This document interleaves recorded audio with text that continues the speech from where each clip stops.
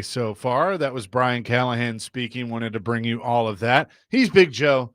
I'm Chase McCabe. Dr. Crane, Nick Frazier, behind the glass on the ones and twos. What's up, JoJo? A little bit different tone from Mr. Callahan this week, as should be after the big win over the Raiders. So nice to hear that, and maybe go out there and do it again on Sundays. So yeah. I feel like everybody he's used the phrase. Tim used the phrase with us yesterday that the sky's a little bluer, coffee tastes a little better. Like everything's just better after a win. Everything is better after a win. So, and look, I think Paul Kuharski had a good point this morning about if you need to play a team after the game you just had, the Raiders are the perfect team because they're probably better than you are, but they're not that good. And they got beaten down by the Colts last Sunday. So this is a good matchup for the Titans, one they possibly could win. 100%. I'm all for that. So yeah, we're going to be talking about that today. Coming up at 12:30, who we got? We got our good friend Walt Wells, head coach of Eastern Kentucky, best friend of the show, best friend of mine. They play Austin Peay on Saturday up in Richmond. So we'll talk to the coach. Plus, we got some portal questions we're going to ask, the things we need to clear up about. I sound like I'm going down an inner tube, which is awesome. And we'll talk about portal, like can guys opt out now? Can they play now? They stay with the team now, even though they made intentions to transfer. Just a lot of nonsense these coaches got to deal with. So we'll clear it up with this. But that's a big game between Austin Peay and Eastern Kentucky on Saturday. We will, definitely talk about that. And then at 1 o'clock today, we will start our weekly visits with a Preds player.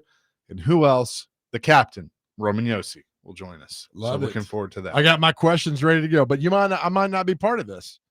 You might say, I got to sit my Preds questions to Chase. Yeah. And he approves them yes or no. And he's brutally honest. I think today he might be brutally honest with me. I might not. No, you might just need to take that one off. Full disclosure. Hey, pal. Full disclosure. Yes. I recorded with him this morning. What? Tell me. I know. Bastard. That's the end of you. No, that's fine. But look, I'm excited for you guys to hear it because, and I said this to him in the interview, like you just look relaxed. You feel you like it, and he was like, I am. Like I'm just having fun, and I think that can be a really dangerous thing for a team if they all are kind of like, hey, we're just going out here and playing. We're playing our game. There's no pressure. There's no worry. If you get a team that can all do that and have that determination at the same time, you never know what's going to happen. So it's a reset. All right. I mean, now you got everything. Look, that game tomorrow night against Columbus, I would treat that as if that's game 7 of the Stanley Cup final. With that being said, you started 0-5 last year, right? Yep. Start 1-0. Just make that game the most important game in Predators franchise history. Start out 1-0. And I'm telling you, I think you start out 1-0. Any team start 1-0, you get off on the right foot. Some of you are probably going to say you're only saying this because of flagship, whatever. You can think whatever you want. I truly feel this way. You know how, like, if you're watching an old school wrestling match back in the day, like Stone Cold and The Rock, and like as soon as they ring the bell and Steve Austin just jumps on him and starts beating the crap out of him, I think that's what you're going to see tomorrow. I think the Predators are going to open up a can, and Columbus is going to be the victim. It's a pretty good team to start with Columbus. It is. But I think the Predators are they're pissed off. They know last year wasn't who they truly were. You got 5 or 6 guys that played below their abilities, Josi being one of them. And there's a lot of doubt. You got an 18-year-old kid that, as Andrew Burnett has now confirmed, is making his debut in Brady Martin. Wow. He's going to play tomorrow. He's going to center the first line. Oh, why are you having a young kid centering the? They're just kind of who the hell's that? I don't know. It's kind of Vince McMahon, like right. You're fired. Just win tomorrow night. Just win tomorrow. Now, I don't care how you do it. Just win, baby. Just win and get it done and go forward with that. So we'll be downtown tomorrow. I'll be excited for that. Real quick, I don't know if we want to ask Walt about this, but On3 put this out there.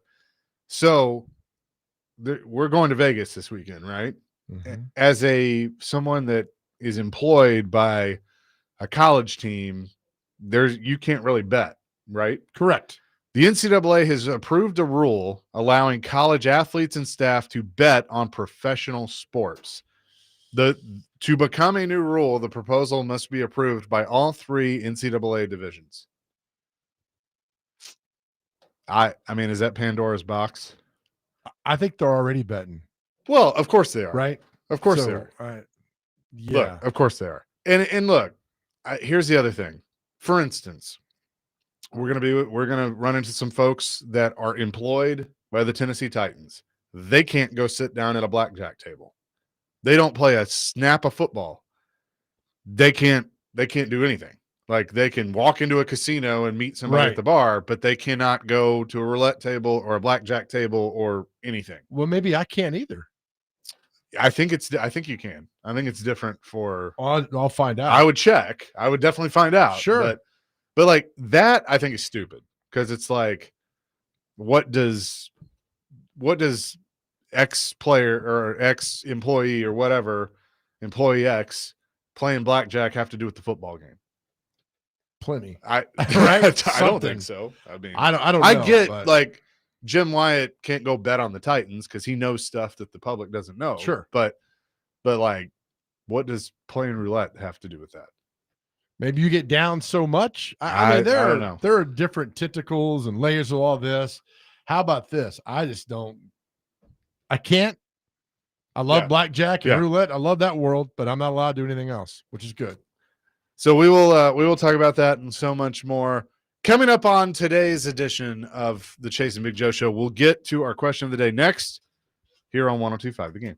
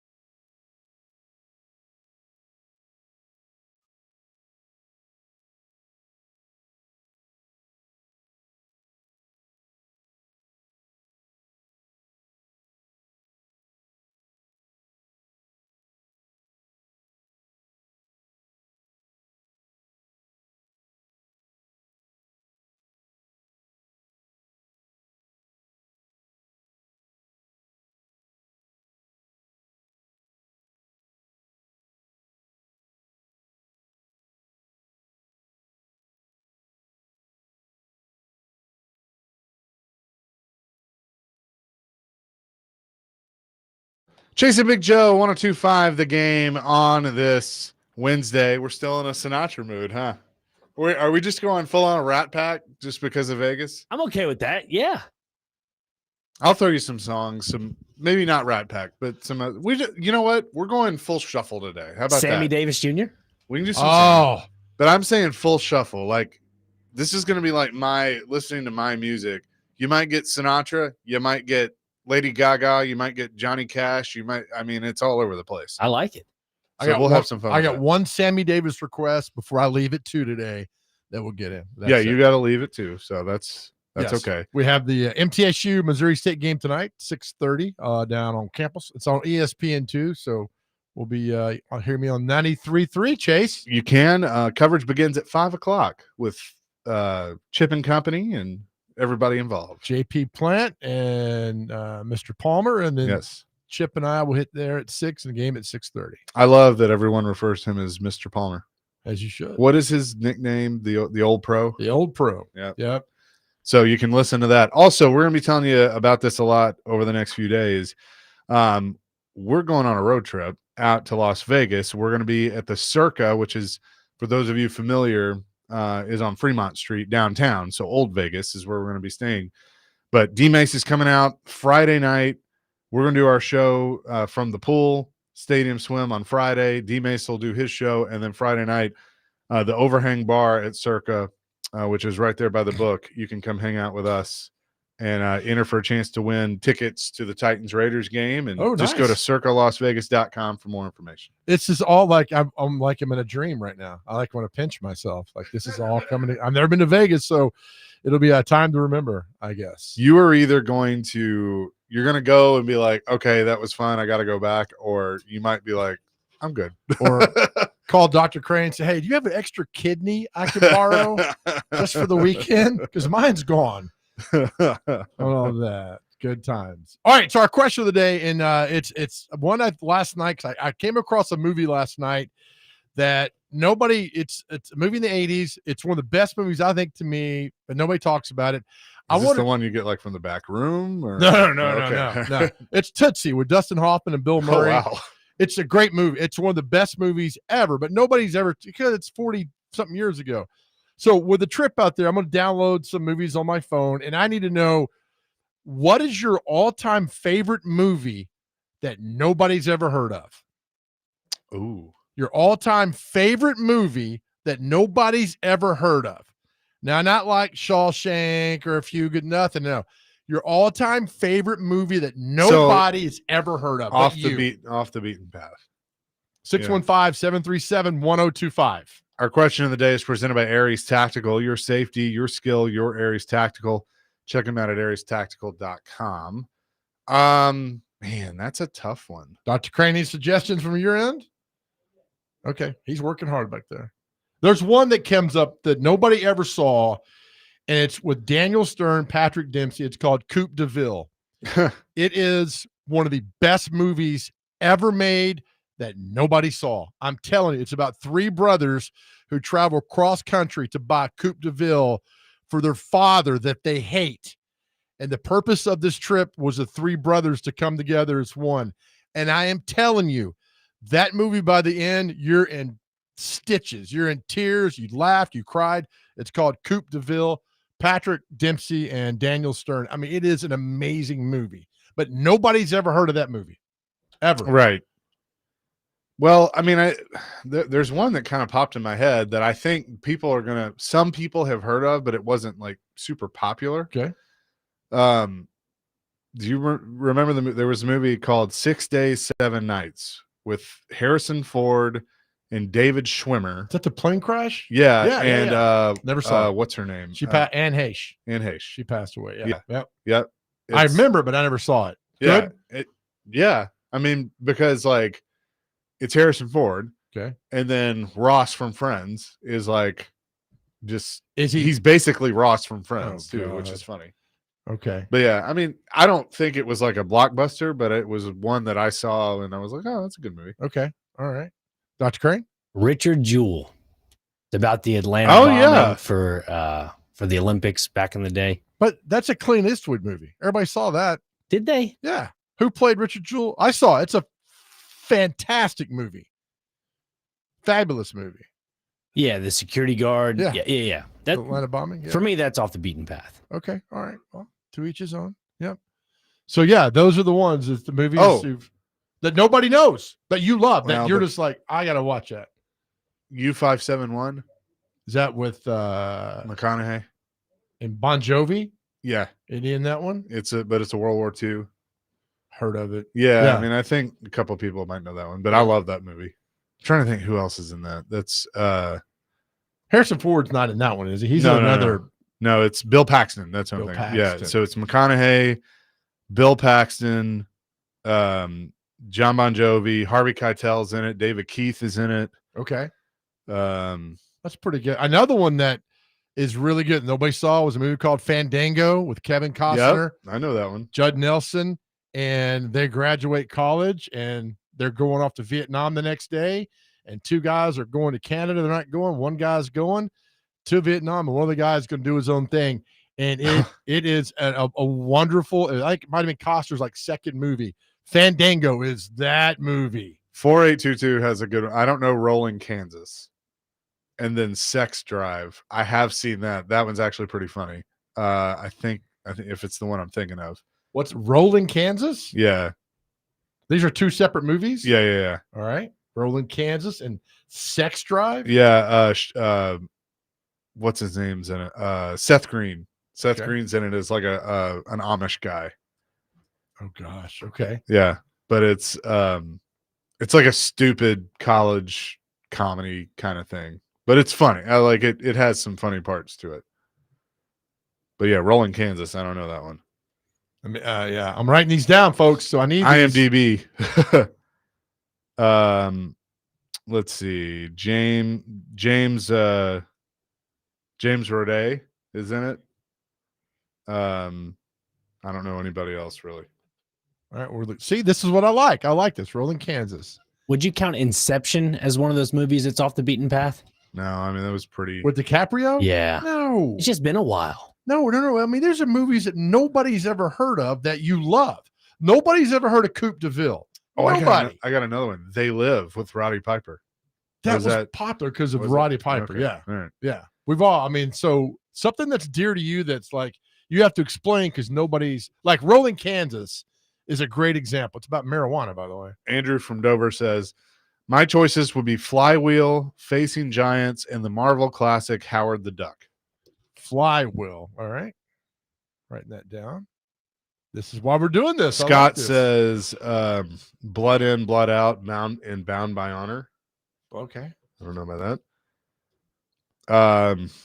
Brian says a great low-key movie. I believe it's called Chief, where it's Chef, where a chef leaves a high-end restaurant to open a food truck. Oh, okay. I have seen that movie. It's on Tubi. It's good. All right. So that's exactly what we're talking. God, time's flying today. Okay. Sorry. All right. We will get back to this in a little bit, but we got to talk to the coach. Walt Wells, head coach, Eastern Kentucky, going to join us. Coming up next, Chasing Big Joe, 102.5 The Game.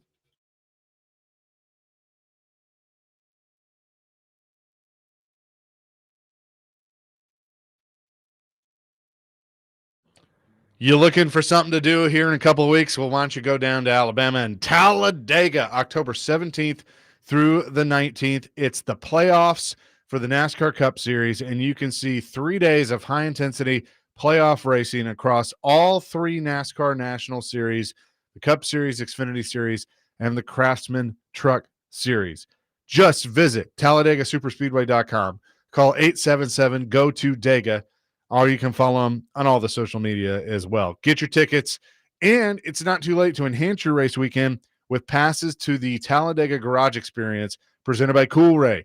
It's the most immersive garage experience in NASCAR, featuring access to the NASCAR Cup Series Garage Bay viewing areas, pre-race ceremonies, driver and crew chief Q&A sessions, Mobile One Victory Lane trophy photos, and so much more. Again, 877-GO-TO-DEGA or TalladegaSuperspeedway.com. That's where you can find all the information on that Talladega weekend, the Yellowwood 500, October 17th through the 19th. Go check it out.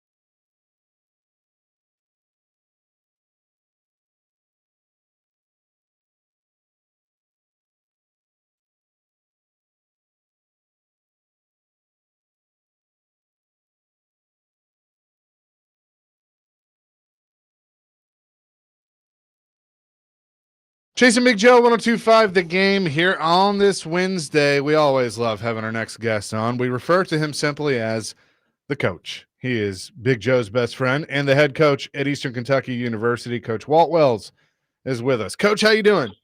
Oh, I'm doing great today. How y'all doing?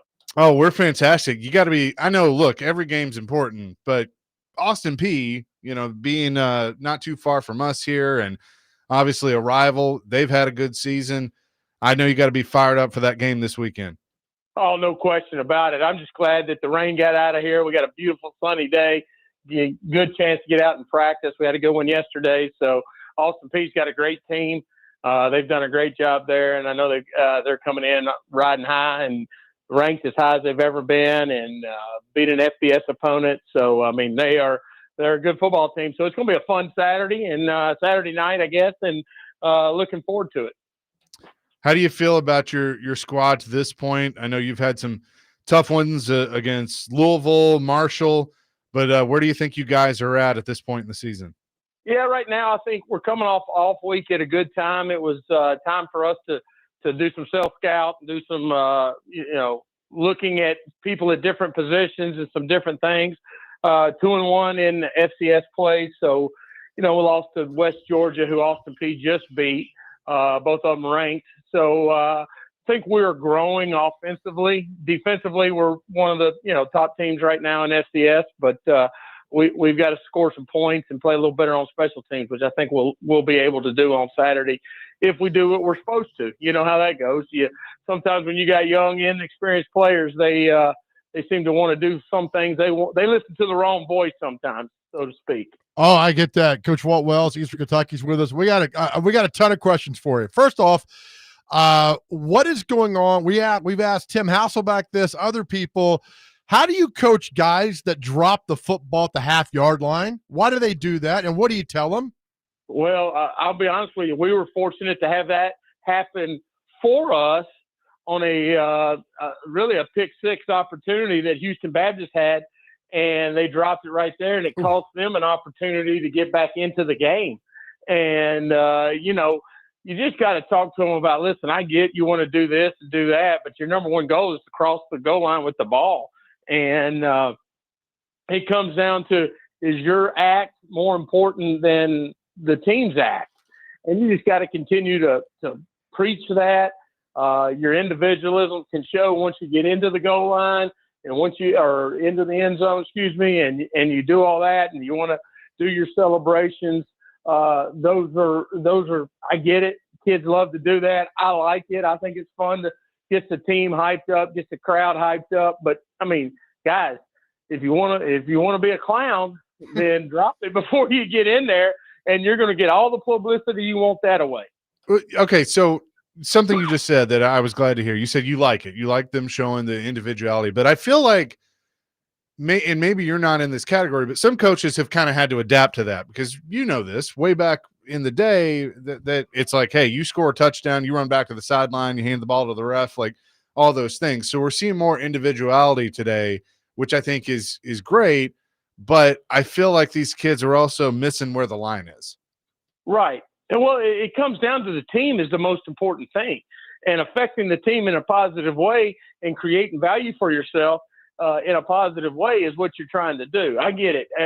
Everybody, we've individualized the greatest team sport as much as we can by some of the things that we're allowing to go on. All right. And that's how it is. And that's what we got to do. But you can't take it onto the field. You can't take it into the locker room. And, your teammates have got to hold you accountable when that happens too. And so when you do make that mistake like that, you got to hold them accountable as teammates, because that's who you're affecting. You're affecting your team and you're affecting them. Now, you look at what happened with Arizona against the Titans. You looked at there was another one that happened a week or two ago, and then I seen it happen 2 or 3 times in college football. It just affects the team. And football is the greatest team sport. It is. And so when you do those things, you just need to understand, is it really that important that you put the ball out like that as you're going in there? Now, I get it if 3 guys are trying to tackle you and you're trying to dive and put it out there. I understand it.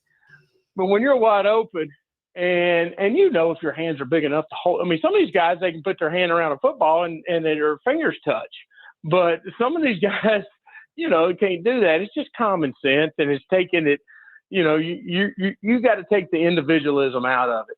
But like I said, when they get in the end zone, do what you want to do as long as you don't get a penalty. That's what I tell our guys. Listen, I can't tell you what they're going to call. If they call a penalty and it hurts us, then my ass is coming after you. As it should. Okay, I get that. All right, we're talking to Walt Wells, Eastern Kentucky. They take on Austin Peay this weekend. Last year, you guys were down. Was it 24-0, and y'all won in overtime? Yeah, it was something like that. I can't remember the score altogether because it was not looking very good for us at halftime. And I remember challenging our defense at halftime not to let them score, and we had to get multiple possessions. And so we needed some 3-and-outs and they couldn't get a couple first downs and things like that. And we were fortunate enough to do that in the second half and get it to overtime. And then Josh Carter, our tailback, made a great play on the second play overtime, and they had to kick a field goal, and then we scored a touchdown and walked off. So it was a great game. With that being said, so much turnover in the portal. Can you bring that game up to them? Can Austin Peay's coach bring that up to his team? Because there's so many new faces. That game doesn't mean a lot to all the new guys, right? No, I don't think it does as much as it used to, obviously. Just like us, we had 27 seniors. So we graduated 27 people, and then two of our kids, I'm sitting here watching one kid that's at Purdue and one kid that's at Virginia that played the whole game, on defense and offense for us. So, I mean, you don't see that. Their quarterback was at Mississippi State. So all he remembers is Mississippi State beating us, 39-0 the first game of the year. And so, it's those types of situations with the portal and everything. The rivalry is still probably there, but it's not, from year to year. It's because of institution to institution and how it's become one. I see that, with you guys. I mean, you play the big boys, the Power Four, and the gap is not as wide as it used to be, right? I mean, there's a lot of good football players on your level, group of 5 level, that are now competing because they want to show how good they are too, right? Right. Well, I mean, I think that there is some of that goes on. It depends on what year you are. Like if you look into our league, Tarleton State, who's ranked, I think, 2nd or 3rd in the league, they have, I think, 40 to 45 juniors and seniors playing for them. Whoa. I mean, that's very rare. Like us last year, we had 27 guys that were seniors. Not all of them played, but there were 27 seniors on our team. You don't get that rarity like that as much as you used to because of people are plucking all our players. So I think you're right in some ways, Joe, but I also think year to year it can change because you may think you're going to have a good team, but I know right now there's guys evaluating every one of our players at P4 level and deciding whether or not in January, when this thing passes this week, in January, whether or not that window is going to be open and whether or not they want them to come be a part of them. Like last year, we lost our linebacker in January, but our offensive tackle that was an All-American, he didn't go in until 7 days of spring practice. And so, I'm sitting there thinking we got him, and then some agent from Dallas calls him out of the blue. He never met him and got him to go in the portal and had him at Purdue in 2 weeks. Good Lord. And guess what? He's not on the team there anymore. Oh, well, I mean, yeah, be careful what you want, right? Well, yeah, and the other kid that went to Virginia, he's not starting, but he's having a heck of a, he's playing a lot over there, and they're having a heck of a year. And, I understand it all. It's just, it's hard to maintain some continuity at times, and you just got to figure it out and continue to do program building things and team building things. And, you really got to be selective of who you bring into your program. But then how are you selective when you only have, one visit and a couple, months to get to, a couple weeks to get to know them, where, used to you're recruiting guys for 2 years and you got to had them multiple times up on your campus and got to know them, and then, they come through the high school ranks and things like that. So we still do a lot of high school recruiting. Good.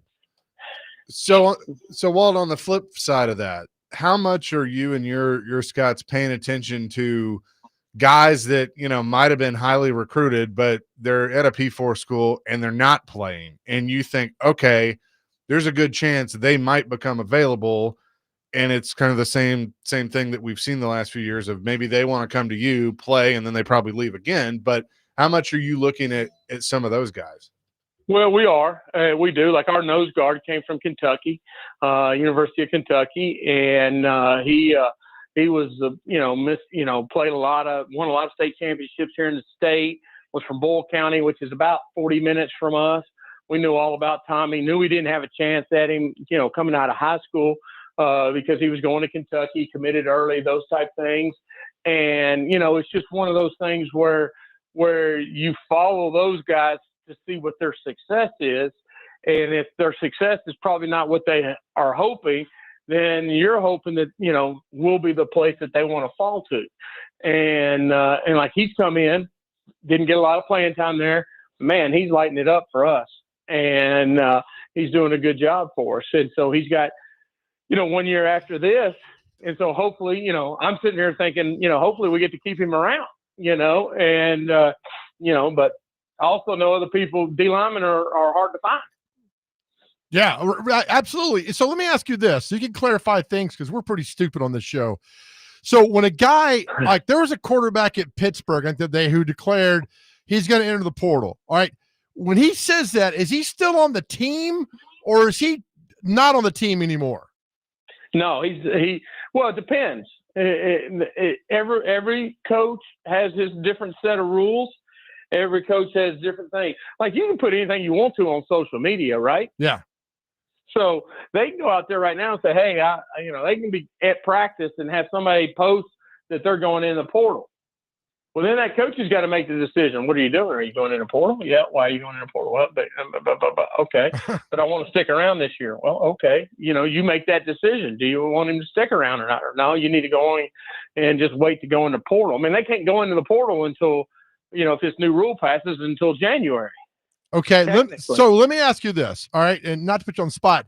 If a player comes to you and you really like him and he says, I'm entering the portal, do you coach him less? Do you say, all right, you're not going to be here long term, I'm going to bench you? I mean, this is not found in the coaching handbook, I'm pretty sure, right?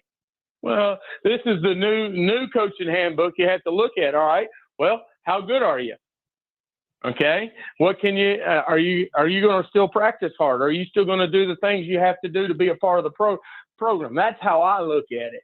Like, don't come in here and tell me, well, I'm going in the portal, I'm not going to do this. No, then you're not going to be here. Okay, I get it. All right. So let me ask you this off of that.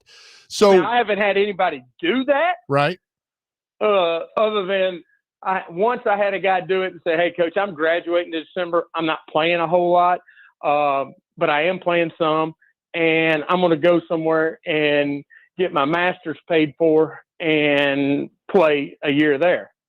Okay. And I'm like, okay, I get that. So I just want you to know so you can plan on that spot being open. Okay. All right. So when Brent Pry gets fired at Virginia Tech, within that window of the 3 or 4 games and guys can transfer, can they transfer immediately? And if they do, how do you, they can't.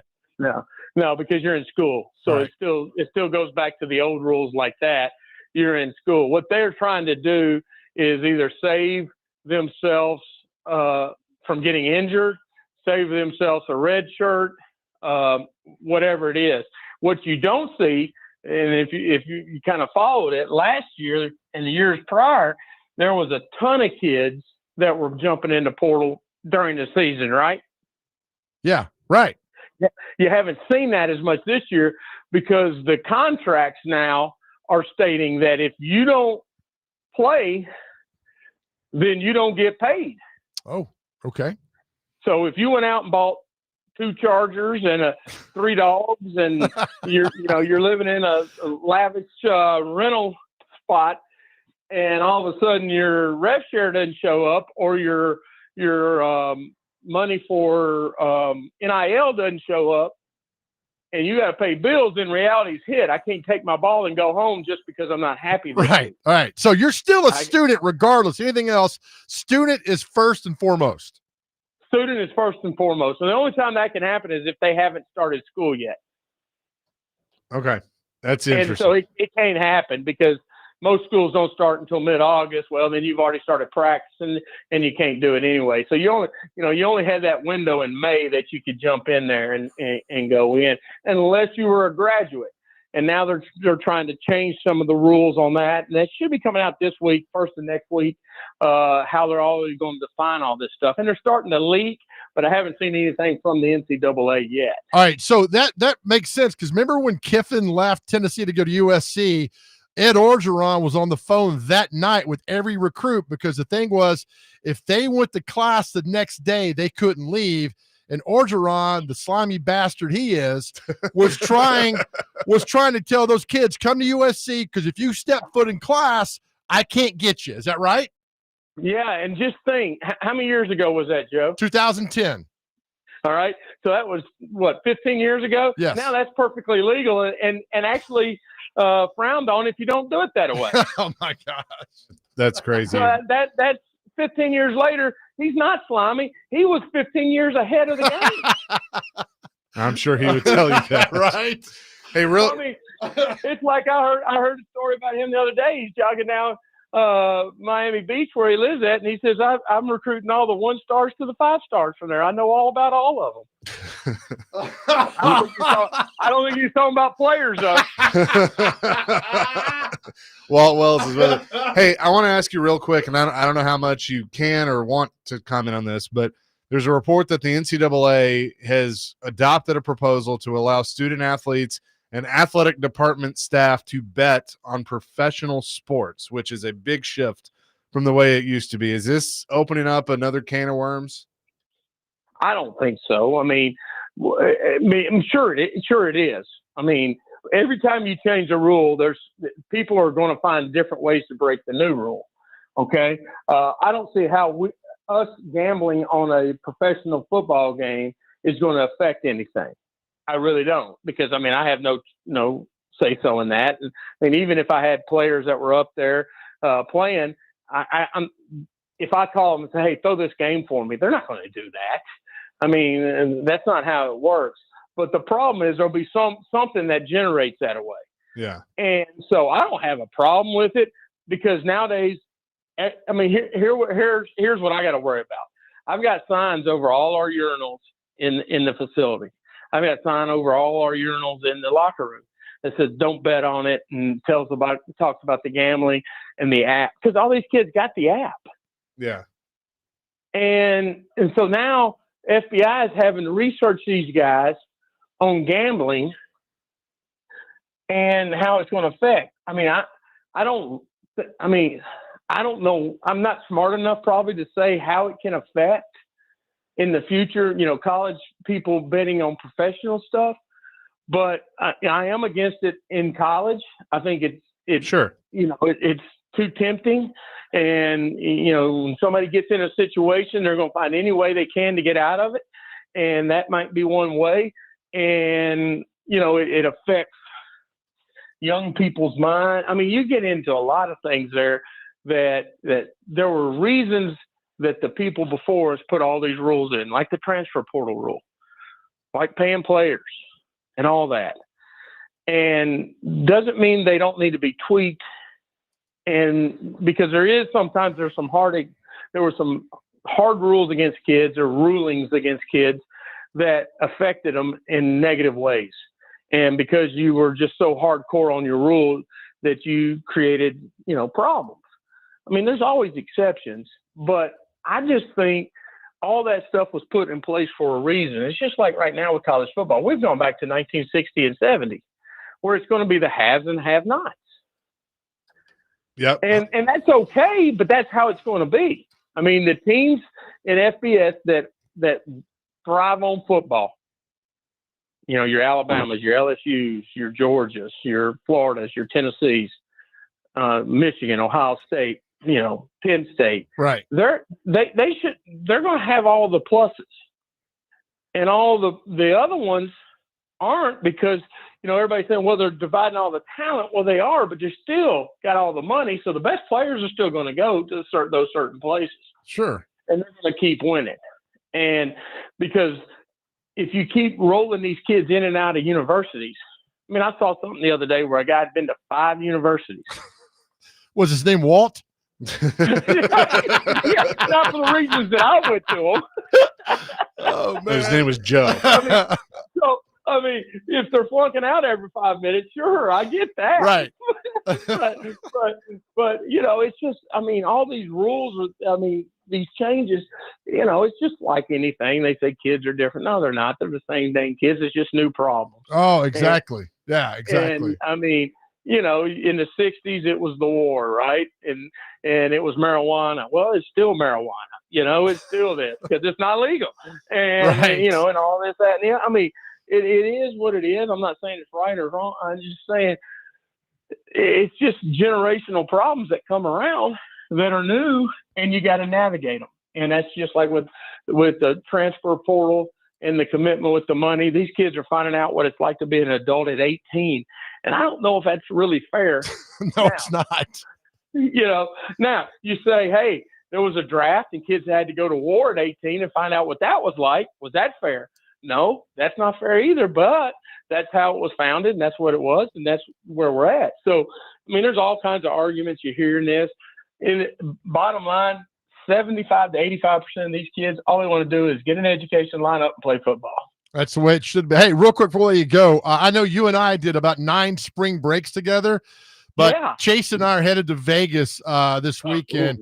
Only thing missing is you, man. So I'll keep our adventures to my heart about our journeys throughout our early youth. Right. You have a lot of fun out there in Vegas. There's are y'all going to the Raiders? Oh, the Raiders are playing the Titans, aren't they? Yeah, we're going. Yes. We may be doing UNLV Air Force too. My first DFO here works at Las Vegas as I guess he's a DFO kind of type guy out there too. So I was going to say I can hook you up, but probably not this late. No, we got tickets. We're good. No, that's fine. We're just going to go out there and have a good time. I always harken back to our road trips to Florida, and it was always something to remember. Well, just know this, Joe. My mom's listening. She called me today and said she saw that. So let's keep those road trips to a minimum and let our imagination at 93 years old still work. Let's put the word mission in front of trips. So we had mission trips. We were on a mission. That's for sure. We were on a mission, and we felt like it was from God. That's right. Sure. There you go. There you go. Coach, appreciate it as always. Best of luck this weekend against Austin Peay. Thanks so much, guys. Thanks for having me on. Y'all have a safe trip out to Vegas. All right. Appreciate you, Coach. Love you. Coach Walt Wells joining us here on the program. Head coach, Eastern Kentucky. Always appreciate the coach. Get him winding up, man. Oh, I know. I love it, though. I love it. That was great. That was good stuff. Who do we got next, buddy? Coming up next, captain of the Nashville Predators, Roman Josi, will join the show. You'll hear from him on the other side. Chasing Big Joe, presented by the Omni Nashville Hotel, 1025 The Game.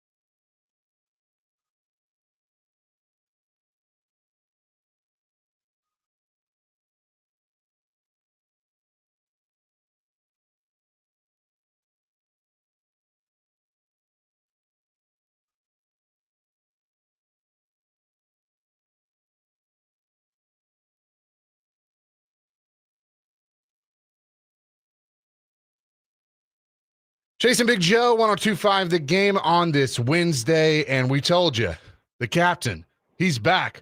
He's back on the show as well. Predators captain Roman Josi joins us now. Roman, how the heck are you? Doing great. How are you guys? We're fantastic, and I know you have to be as excited as we are to get opening night tomorrow at Bridgestone Arena. But let's just start with this. I mean, there's been a lot with you and your health. You look good. How you feeling? Good. Feeling good. Yeah, it was it was a good training camp for me, and I think for everyone else too. It was intense, hard training camp, but obviously for me it was a really good test, and I feel good. Felt good all throughout training camp, so I'm excited to get going. When I've watched you in some practices and some of these preseason games, you look, and I hope you take this right, you look relaxed. Like you look like the Roman that I've known for a long time. Does it kind of feel that way? Like it's old hat, as they say? Yeah. I mean, I think, yeah, I feel really good. You know, I feel like, obviously with last year, I feel like I kind of, I got my jump back a little bit, and just the energy, the excitement of playing again and just being back. And I think for me, obviously it was good to have that time to recover and just get some answers. So a lot of time this summer, a lot of time to work on my game, work on my health, and it's definitely helping me now in training camp and to start the season. Roman Josi is with us. A lot's been made about Andrew Brunette's system and maybe some tweaks. How has that gone this training camp with him making a few changes to what you guys do? Good. Yeah, we made some adjustments, and those things always take a little bit of time, and there's definitely a big emphasis on it in practice and in training camp. We worked a lot on systems. Like every day there was something that we try to work on, and I think it'll help our game. And I think just in general, a lot of guys coming back, there's a couple new faces, but we're pretty familiar with each other, and I think now we have a year with all of us together, and year two, we're a lot more familiar with each other off the ice, we're a lot more familiar with each other on the ice. So I think that chemistry will definitely help us. How excited? I know he's going to unfortunately start the year hurt, but Nick Hague comes in and looked like he was going to be your defense partner. How excited are you to have him once he's back and healthy? Really excited. Obviously unfortunate that he got hurt in the first preseason game, but I had a couple of practices with him, and one and a half periods with him in the game.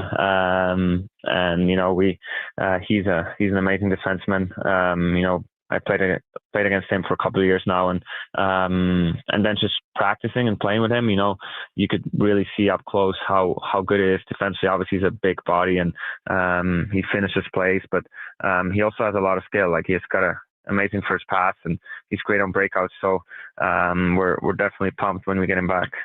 So a lot of people, obviously I know Hal Gill very well and from the radio side, and he kind of explained what that could do for you, that having a guy like him or Willsby or whoever that can kind of be the stay-at-home guy and then let you move around the ice and do some offensive things on that side of the ice. So how much does that help you to have a guy that can kind of guard the stay-at-home spot and let you do, as Hal likes to put it, Josi things?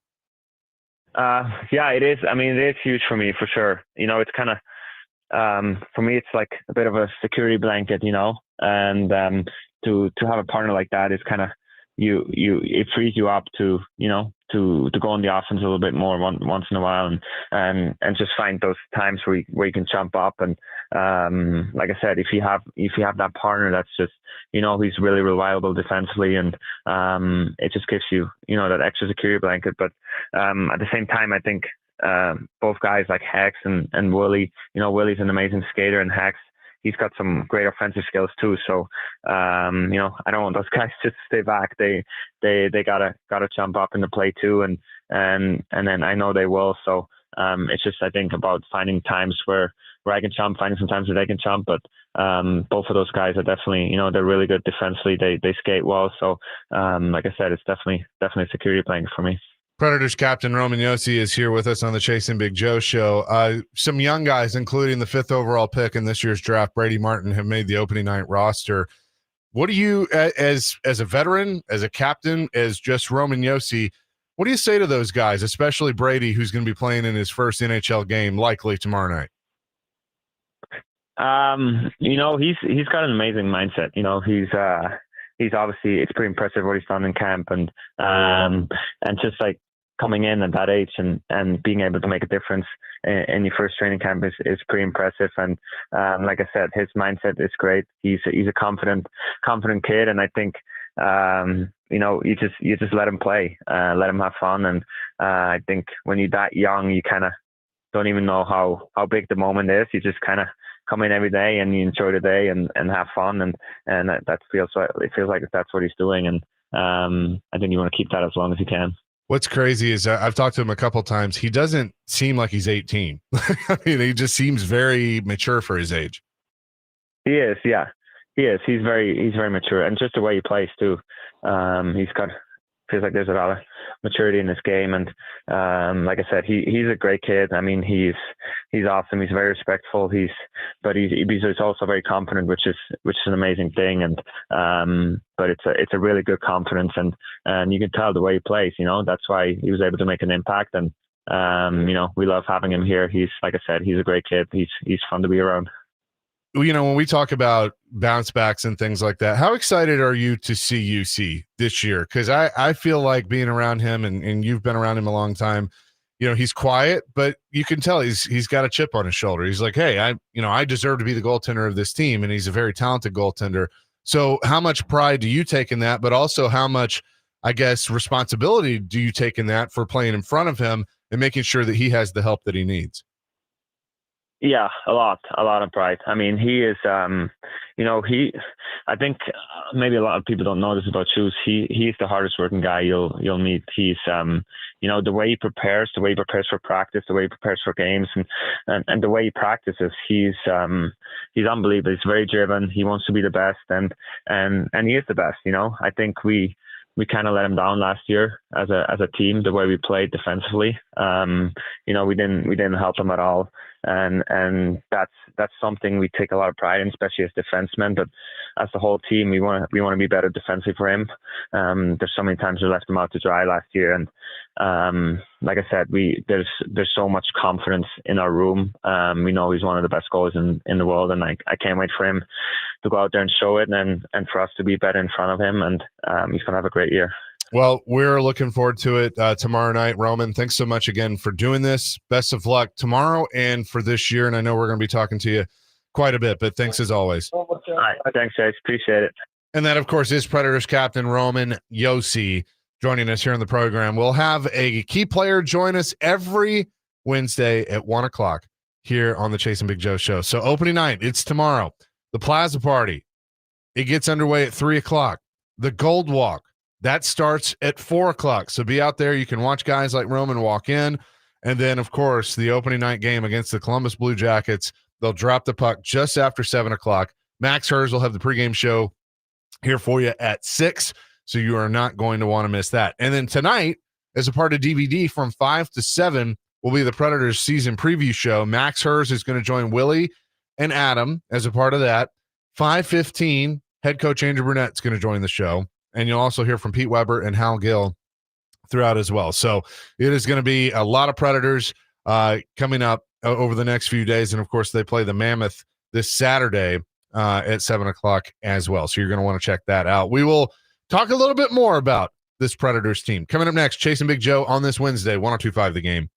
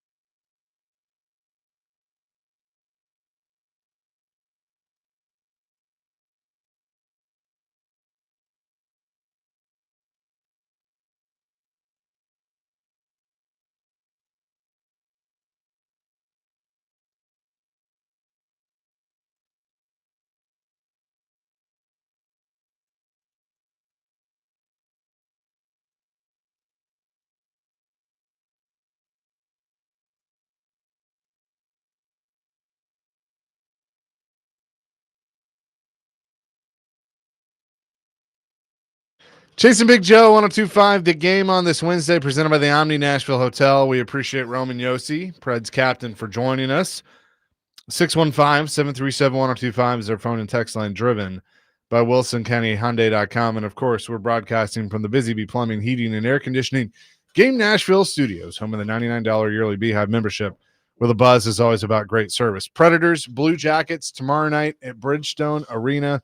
Opening night. We're working on a few things from the Omni tomorrow in honor of opening day, but really looking forward to that. All right, you time for this is Fast Questions at Chase from Big Joe the fan about Okay. Predators. All right. That's okay. There's no music here, Dr. Crane. He was ready. All right. UC Soros. Concern? Should I be happy? Should I be prepared for a disaster again? What should I be prepared for? I think you should be prepared for a bounce back. How big of a bounce back that is, I don't know. Barry Trotz was on DVD yesterday. Adam brought that up with him, or actually Derek brought that up with him. And, Barry was quick to say, last year was a down year. The year before, he won a lot of games for us. I think the big thing is they have to play better. And Roman talked about that too. They have to play better in front of him. He's got to play better. Never the next but they got to play better in front. We just heard from Roman Josi. Is he 100%? Yes, I think he is 100%, and I think you're going to see a determined Roman Josi that my guess is, if he plays the way that I know he can play, is going to be back in the Norris conversation. Okay. Stamkos, is he able to get what he did in Tampa? I don't count last year. Last year, to me, I'm thrown away. But does he still have part of that Tampa left in him where he could be an elite player? I don't know if he's ever going to be that level again, but I think he can still be an effective player. I thought it was interesting that Trot said yesterday that the moving, everybody wanted to blame everything on getting settled in Nashville and moving. That part was easy. It was the hockey stuff that really was tough on him. And I think a new system and the way Brunette wanted him to play, but they've talked, the system's been adjusted. I think Stamkos is in a better place. So do I think he's going to be the same elite, Hall of Fame guy that he was in Tampa? Probably not, but I still think he can be a good player. All right, got just in time. Good job. Brady Martin. They have a guy on their team who can't legally drink. How does he fit into this team? That is going to be interesting to see tomorrow night, because he's centering the first line with Philip Forsberg, and Ryan O'Reilly's moving out to the wing instead of center. So he is the first line center for opening night for the Nashville Predators. He's going to have to grow up real fast. Now, the other thing is, I've noticed he doesn't act 18. He definitely is mature for his age. Roman Josi just talked about that in the interview. So we'll see. Basically what they can do is they have 9 games to figure out, is he ready, or does he need to go back to juniors? If he goes back to juniors, he's there the rest of the year. So that very well could happen. But he also could prove that he's ready and he stays the whole season. What if this situation turns out better than anybody imagined? How does this help the hockey team? Cannot wait to hear the people that just dogged this pick backpedal. Okay. But also, this team's never had the true superstar stud center. And if he becomes that, then good on Barry Trotz. Good on these scouts. What player on the team should I know about who's not going to show up on the stat sheet, but is so invaluable to this hockey team? That is a really good question. I would say he's hurt right now. He's not going to play tomorrow, but I would say Nick Hague, who's the defenseman that they acquired from Vegas and then gave an extension to. He's a big fella. And if he's paired with Roman Josi, which is, I think, what they want to do, you're going to see, he's going to make a big difference in allowing Josi to get away from having to stand at the blue line. He can move and be an offensive type defenseman like Yosi's been his whole career. And he's not going to show up on the stat sheet a lot, but at 6'6", 245, I think he can make a big difference. Who's a young player on the team right now that within 4 to 6 years, we'd be saying, this guy is good. He's got a big contract. He's good. What a great draft choice by the Preds. Besides Brady Martin? Yes. That's I hope not it being talked about. Somebody well, just kinda, he's being talked about, but I hope it's Joachim Kimmel. okay. Because he's 22, 21, 22, but was drafted, several years ago. He's been working his way up. He's Finnish. He's the one that laid that big hit in the preseason game and then scored in overtime to win the other day against Carolina. I'm hoping it's him. I mean, I think they're hoping it's him. But I mean, there are a few, like Reed Schaefer is in Milwaukee and starting in Milwaukee. Tanner Mollendijk is another one, but guys that are actually like making the team, Joachim Kimmel, I would say. Tell me why Andrew Burnett will be the head coach after 10 games.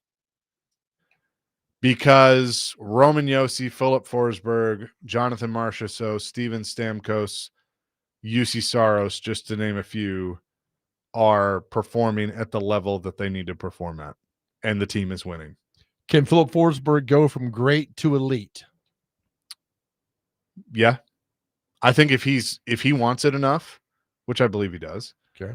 and gets the proper help, I mean, he can score 40 again, or maybe even 50. I mean, he's a natural goal scorer. It's just he can't be as streaky as he has been. How crucial is Ryan O'Reilly to the success of the Preds? I think he's very crucial. And I think, you saw him have a year you didn't expect 2 years ago, and then he fell off. If he can get somewhere in between that and just be an effective, good, steady player night in and night out, then what I'm talking about with Forsberg because they have good chemistry, I think can come to fruition.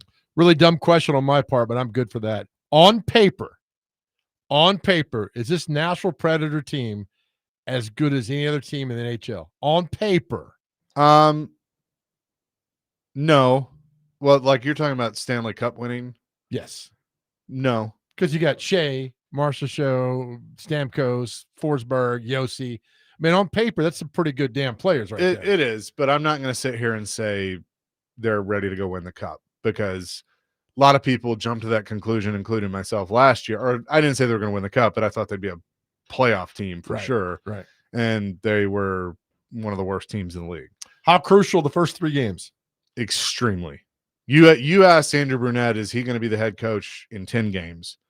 If they start off 0-3, I don't know if he's the head coach in game 4.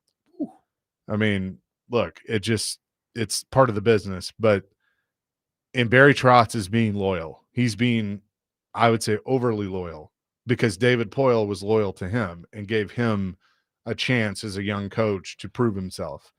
And so I feel like he owes that to Burnett. And I don't necessarily disagree with it, but at some point, are you going to loyal your way out of a job? And that's what he has to look at some point. But final question. And then I got it. Stupid intern. Final question. Do you trust Barry Trotz? Yes, I do. I think that I understand why some fans don't, and that it's hard to, because you're not seeing the results. Mm-hmm. But he has stuck to his plan, and he uses a lot of analogies of the plans written in pencil, and it changes and stuff like that. The dude won a Stanley Cup.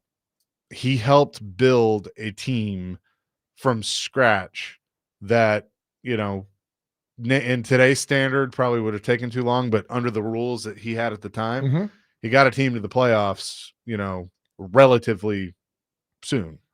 And then the lockout happened, and that kind of set him back. But the rules were a lot different. So I think he knows what he's doing. The only thing I would say is he's got to, if things start off slow, he's got to be willing to make a quick decision. Okay. That could be tough. All right, one more. Oh, they've rang one more real quick. What Nashville Predator player has to have the best year ever for this team to be good? What one player has to be elite? Juuse Saros. And that's it. I mean, that's not it, but that's the guy. It starts with goaltending. I mean, he has to. You can easily say Forsberg. You could say Marchessault. You could say Josi, but it starts with the goalie. If you don't have goaltending, and look, I know that teams have proven that you don't have to have elite goaltending to win a Stanley Cup. Yeah, but you have steady goaltending, and he's got to be locked in. Okay, all right. That's what I think. So Well done there. Thank you. We'll reevaluate that and get back to you this afternoon. Yeah. And if you got text, 615-737-1025. There, Brian Callahan spoke a little bit earlier. Could a player return this weekend for the Tennessee Titans? We'll discuss that coming up next. Chasing Big Joe, 1025, The Game.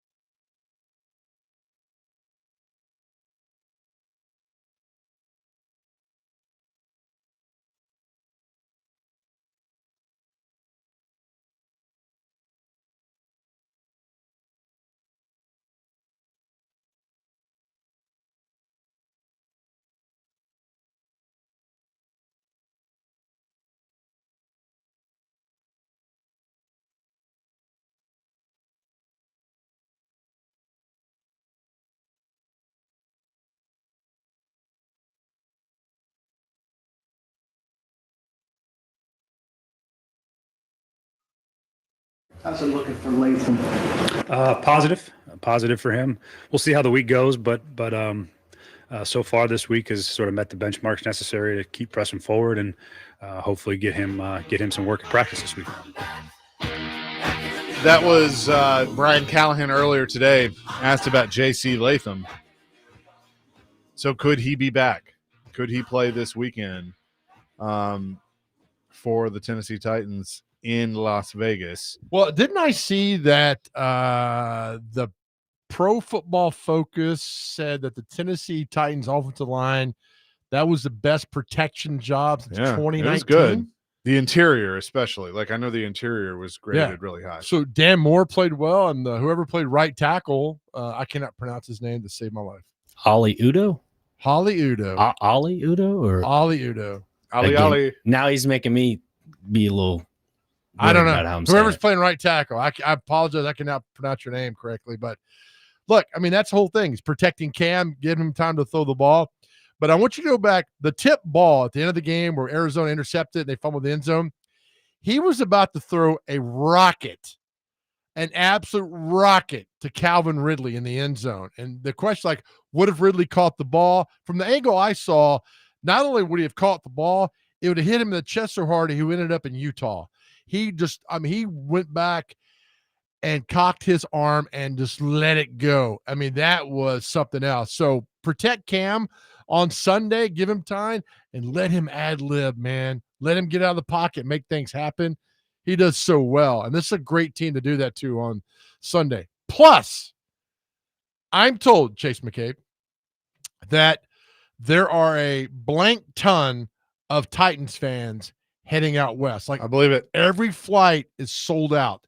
And like Titans fans are already out there, I'm told, in Vegas. So you might have a lot of Titans fans. I mean, why not? Like, it doesn't matter that the team's bad. Like, go out there, go to the game. It's a cool stadium. You're going to really enjoy it. I've been for SummerSlam, but the with Ricky, but the stadium is great, and it's Vegas. There's obviously a lot to do. So why not? I mean, I look at schedules, for the Preds, for Titans, whatever, every year, and find like, hey, I want to do that as a road trip.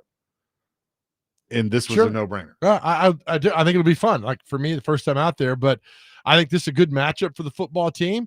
And win this game and have confidence for when Daddy comes to town next week, and worry about that. But this time, just worry about the Raiders getting it done and playing well. And look, again, got lucky on Sunday. As I tell you all the time, I'd rather be lucky than good when it comes to winning a game, and the Titans were certainly that.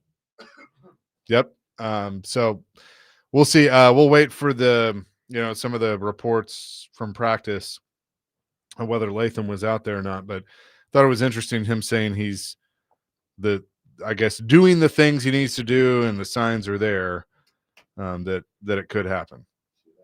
So the NBC is running a banner right now that says Bill Belichick, coaching legend, under scrutiny at UNC. This is one and done. Is this the ticket scandal that's going on now, where the players got their tickets and they sold them on a secondary market or something? If I read that correctly, but coaching legend Bill Belichick under scrutiny. All right, so I heard somebody say this, and I can't remember who it was, so I apologize to give credit. It may have been DVD, but that they're going to break up in the offseason. He's going to dump her, or she's going to dump him. So they're going to break up, and then all of a sudden, it was you that said it. That's right. Sorry, Dr. Crane. But I heard you say that, and I'm like, he might be onto something. What is it? How'd you put it? I put it as they're going to split up in the offseason, and everybody's like, oh, Bill Belichick, he's back to normal. And then Jake mentioned that all the NFL teams would go after him. And I think that's a very valid option for NFL coaching options and stuff like that. So hot take, because I put this in the hot take category. He's back in the NFL next year.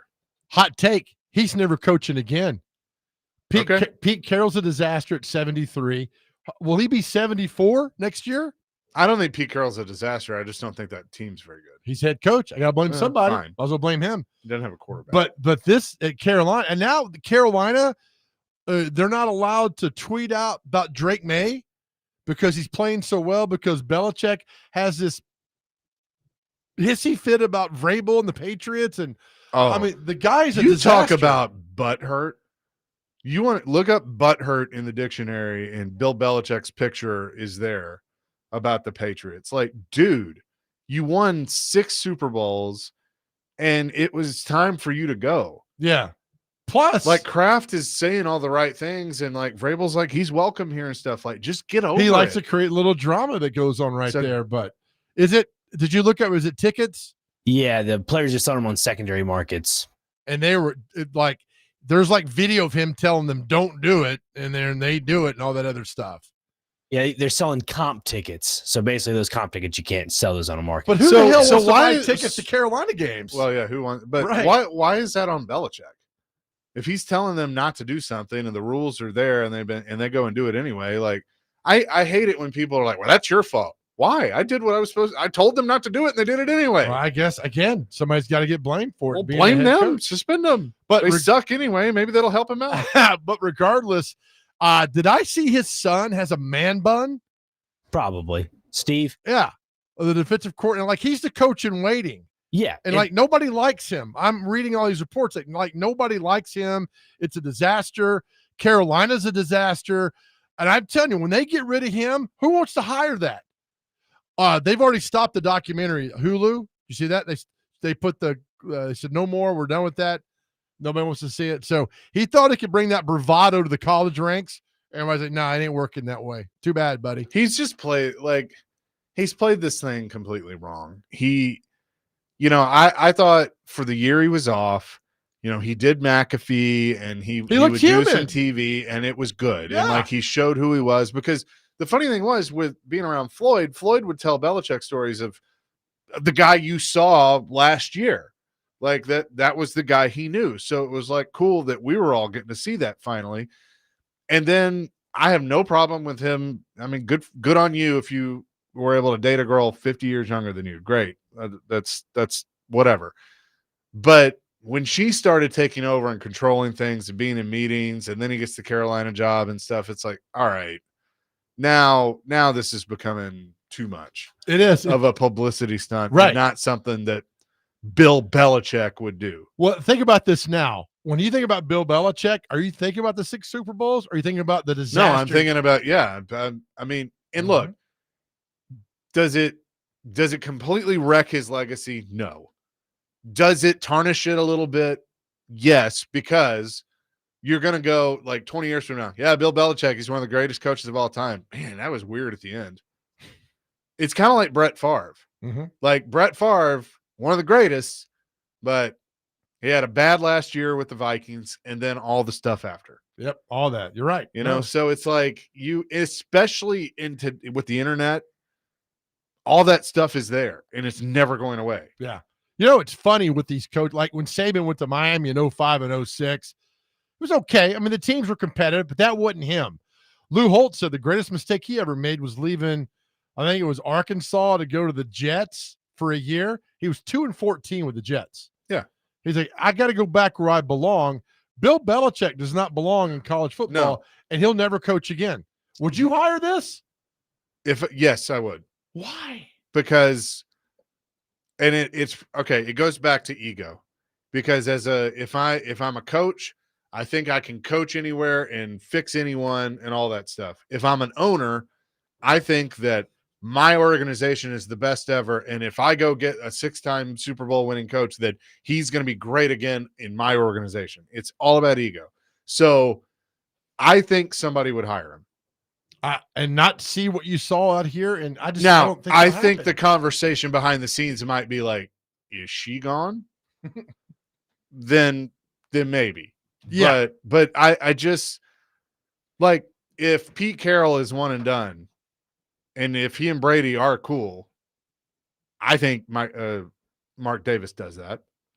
I wouldn't hire him. No, I'm good. I mean, I think you're not getting control. Tell you that right now. Jerry's not doing it because Jerry's not going to give him control. Don't forget about was Miami.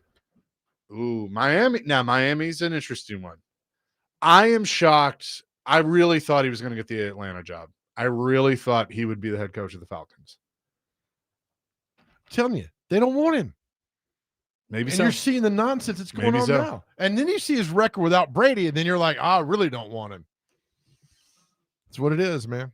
I just think there's an NFL team out there that would say, hey, let's bring in Bill Belichick. He's only 14 wins away from tying Don Shula for the all-time record. All he has to do is go win 6 games one year and then maybe win 8 another year or whatever it may be, 7-7. Great would it be if he took over the Dolphins job and beat Shula's record as head coach of the Dolphins, because he hates Shula for some reason.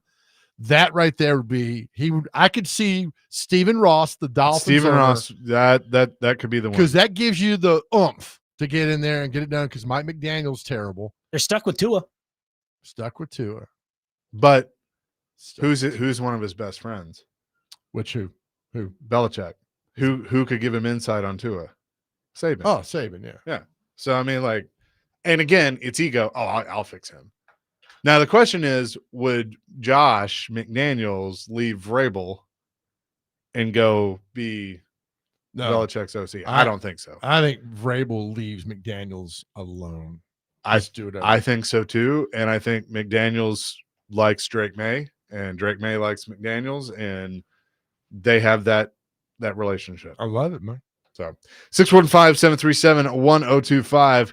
More discussion on that next. And back to our question of the day as well. Yeah, our question of the day is, I need a movie from you that you love that nobody's ever heard.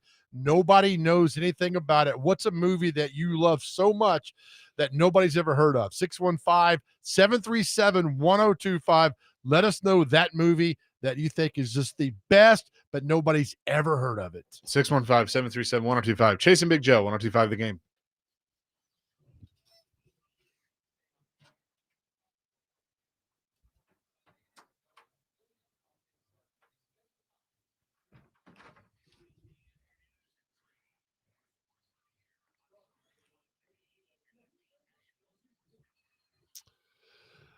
Hey guys, Big Joe here. Listen, anxiety and depression, 2 words that can just wreck your life if you let them. And men, well, most of us lead lives of quiet desperation, but it does not have to be that way. That is why we're so honored to be partnering with Unity Psychiatric Care, based right here in Middle Tennessee, to get you back on track and living the life you deserve. Reaching out to someone and talking to someone changed my life, and we absolutely want the same for you. Here's what you got to do. Just go to thegamenashville.com and click on the Chase and Big Joe Show. There, you will see a link for Unity Psychiatric Care and start taking back your life. Or you can call 1-888-508-8002. 1-888-508-8002. And they offer telehealth. You don't have to leave your house to talk to somebody. It's private, it's secure, it's confidential. I'll preach all day long that our world is a better place because you are here. You have so much to be thankful for. And for us, that's you. We love you so much and help us just around the corner. Please take back your life, and please know you don't have to go through any of this alone. Also, again, go to thegamenashville.com, click on the Chase and Big Joe Show, find the information for Unity Psychiatric Care, and let the journey begin.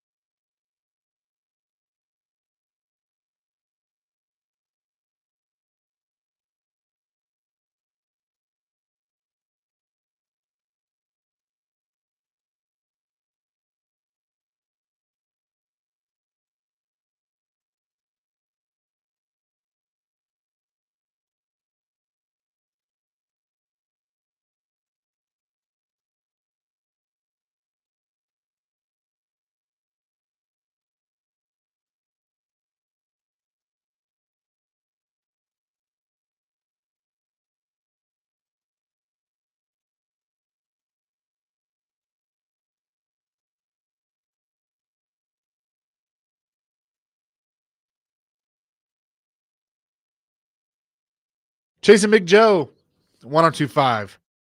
The Game. It's a pretty good movie here. This movie is called The Lady in Red, I think it is, with Gene Wilder, Kelly LeBrock. It's a funny movie, little rom-com back in the mid-'80s. I love Gene Wilder. I'm telling you, man, Silver Streak, Stir Crazy, Young Frankenstein, Blazing Saddles. I mean, that's his best. Willy Wonka was funny too. Yep. I thought he was good on that. But Funny story. Mel Brooks came to town and was doing his one-man show, and he talked about Gene Wilder, that during Blazing Saddles, Gene Wilder was very distant from everybody. So Mel Brooks walked over and said, "Hey, I see you writing, you're not talking about it. What are you working on?" He's like, "Well, what if Frankenstein had a son that didn't want to be in the business?" And Mel Brooks like, huh? I got it. And then they wrote Young Frankenstein was written during Blazing Saddles. That's crazy. And that's how they got it, man. Our question of the day, speaking of movies. Yes. What is a movie that you absolutely love? It means the world to you that nobody's ever heard of. For me, it's a movie called Coupe de Ville. Look it up, watch it. It is so amazingly fantastic. That's our question. A movie that nobody's ever heard of that means the world to you. Joey from Gallatin, there's a boxing movie my dad showed me growing up that I've never met another person who has seen it. It was called Gladiator. It's a 90s movie with Cuba Gooding Jr. Yeah, that's exactly what we're talking about. That's a great movie. And Yeah. the kid from A Few Good Men, the other dude, the little white guy in that, he's in Gladiator 2 in that movie. Yeah. It's a great movie. Ian from Woodlawn says, best movie that no one has ever seen, Invisible from 1991. Oh, okay. And look it up. Randy says, The Ghost and Mr. Chicken. Your demographic ranges from early 20s to late 60s. People like me in their mid 60s have probably heard of it. 50 and under, not so much, but that's mine. Ghost and Mr. Chicken.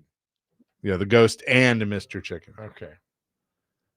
So there's Better there's not a be few. adult theme there, pal. By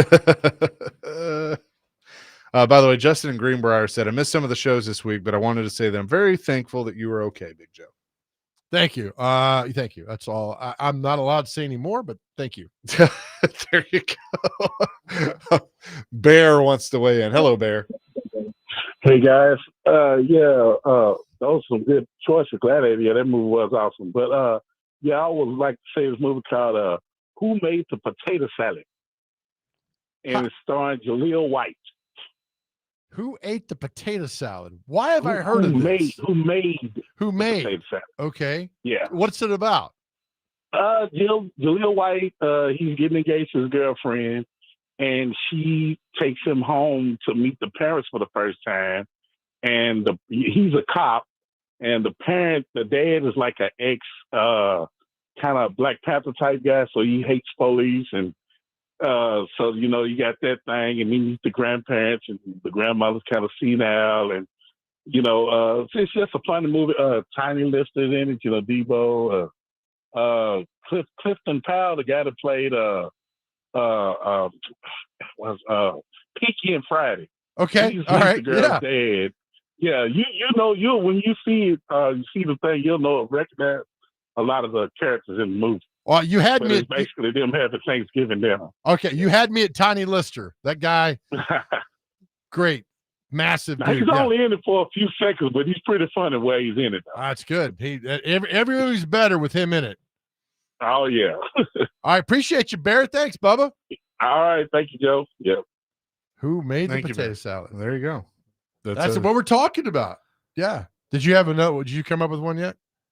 Well, I said 6 days, 7 nights, and then I think I said another one. A U571. Yeah. Was a But was a one couple. there's got to be one that nobody's ever heard of that you're like, oh yeah, I like this. Did you ever see the movie with what's his name? Robert Downey Jr. I think it was called Heart and Soul. No. Okay, so it was about like there was these people on a bus and the bus crashes and they die. But they're ghosts, like they have unfinished business, so they don't go to heaven yet. Okay. And I'm liking this. And so they I'll have to pull up the cast, but Robert Downey Jr. is in it. It's one of his early movies. And as a kid, as a baby, he's the only one that can see them. And so they like spend, he grows up and they're like with him and protecting him. And they all go through their journey of their unfinished business. And like one by one, they all complete their unfinished business and then get to go to heaven. Okay. Heart and Soul. Yeah, I think that's what it's called. All right. Our good friend Chip Walter says Lords of Discipline is a great underrated movie. Thank you for that, Chip. 1993. Heart and Soul. Heart and Souls. It was so it's got Robert Downey Jr., Charles Grodin's in it, Alfre Woodard's in it, Kyra Sedgwick, Tom Sizemore, Elizabeth Shue. We just had her birthday. Yep. She's in it. Yeah. So that's that one. All right, good. There you go. Yeah, I like that's the question. Oh, David Paymer. You would know him. Yeah, he was in City Slickers. Yeah. Yep. Which is another good movie if you haven't seen that one. So, all right, boys, I'm out. Have fun. I'll hear you on the radio tonight. MTSU takes on Missouri State. Games on ESPN2, but please listen to Total Hits 93.3 because Chip's voice and my voice sound a lot better than these ESPN guys. Well, we will be watching or listening. You better. To you and Chip and everybody else involved. Tell the crew I said hi. I will do that. We'll hold it down for you. Dr. Crane and I will take you home. You'll hear from Cam Ward coming up around the bottom of the hour. We'll have more coming here on Chasing Big Joe, 102.5 The Game.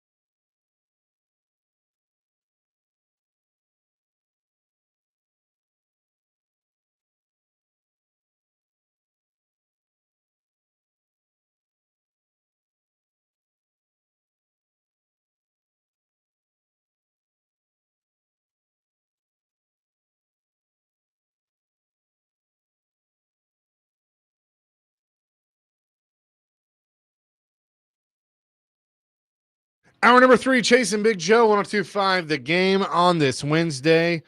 Big Joe has left the building. He's headed to Murfreesboro. Get ready to call the Blue Raiders in Missouri State. Later on this evening, you can hear that starting at 5 on 93.3. So Dr. Crane's in the saddle with me for the rest of the way. The Titans practice wrapping up. Whenever Cam Ward goes to the podium, we will air that for you probably around 2:30-ish. Did you see the news earlier, about an hour or so ago, that the Titans have signed kicker Matthew Wright to the practice squad? He was 4 for 4 in 2 games for the Titans in 2024. In his career, he's appeared in 29 games. He's 55 of 63, which is 87.3% on field goals, 7 of 11 beyond 50 yards. They have run in some insurance for Joey Sly. I think if he doesn't hit that game winner on Sunday, Joey Sly's already gone. I think he would have been cut. Yeah, But- we're looking at different options at the kicking position. Not we. Hang Yeah. on, let me step back here. Not a we. It's a them thing. No, the Titans It's definitely. not us, it's them. They're looking at him. They got to get a kicker. They're big leg, small leg. Big leg. Joey Sly's a nice guy. Looks like he'd win in a bar fight, but he can't kick. Yeah, he has some biceps for sure. That was a It's little just Godfather. had a little a raspiness to it. That was Yeah. pretty good.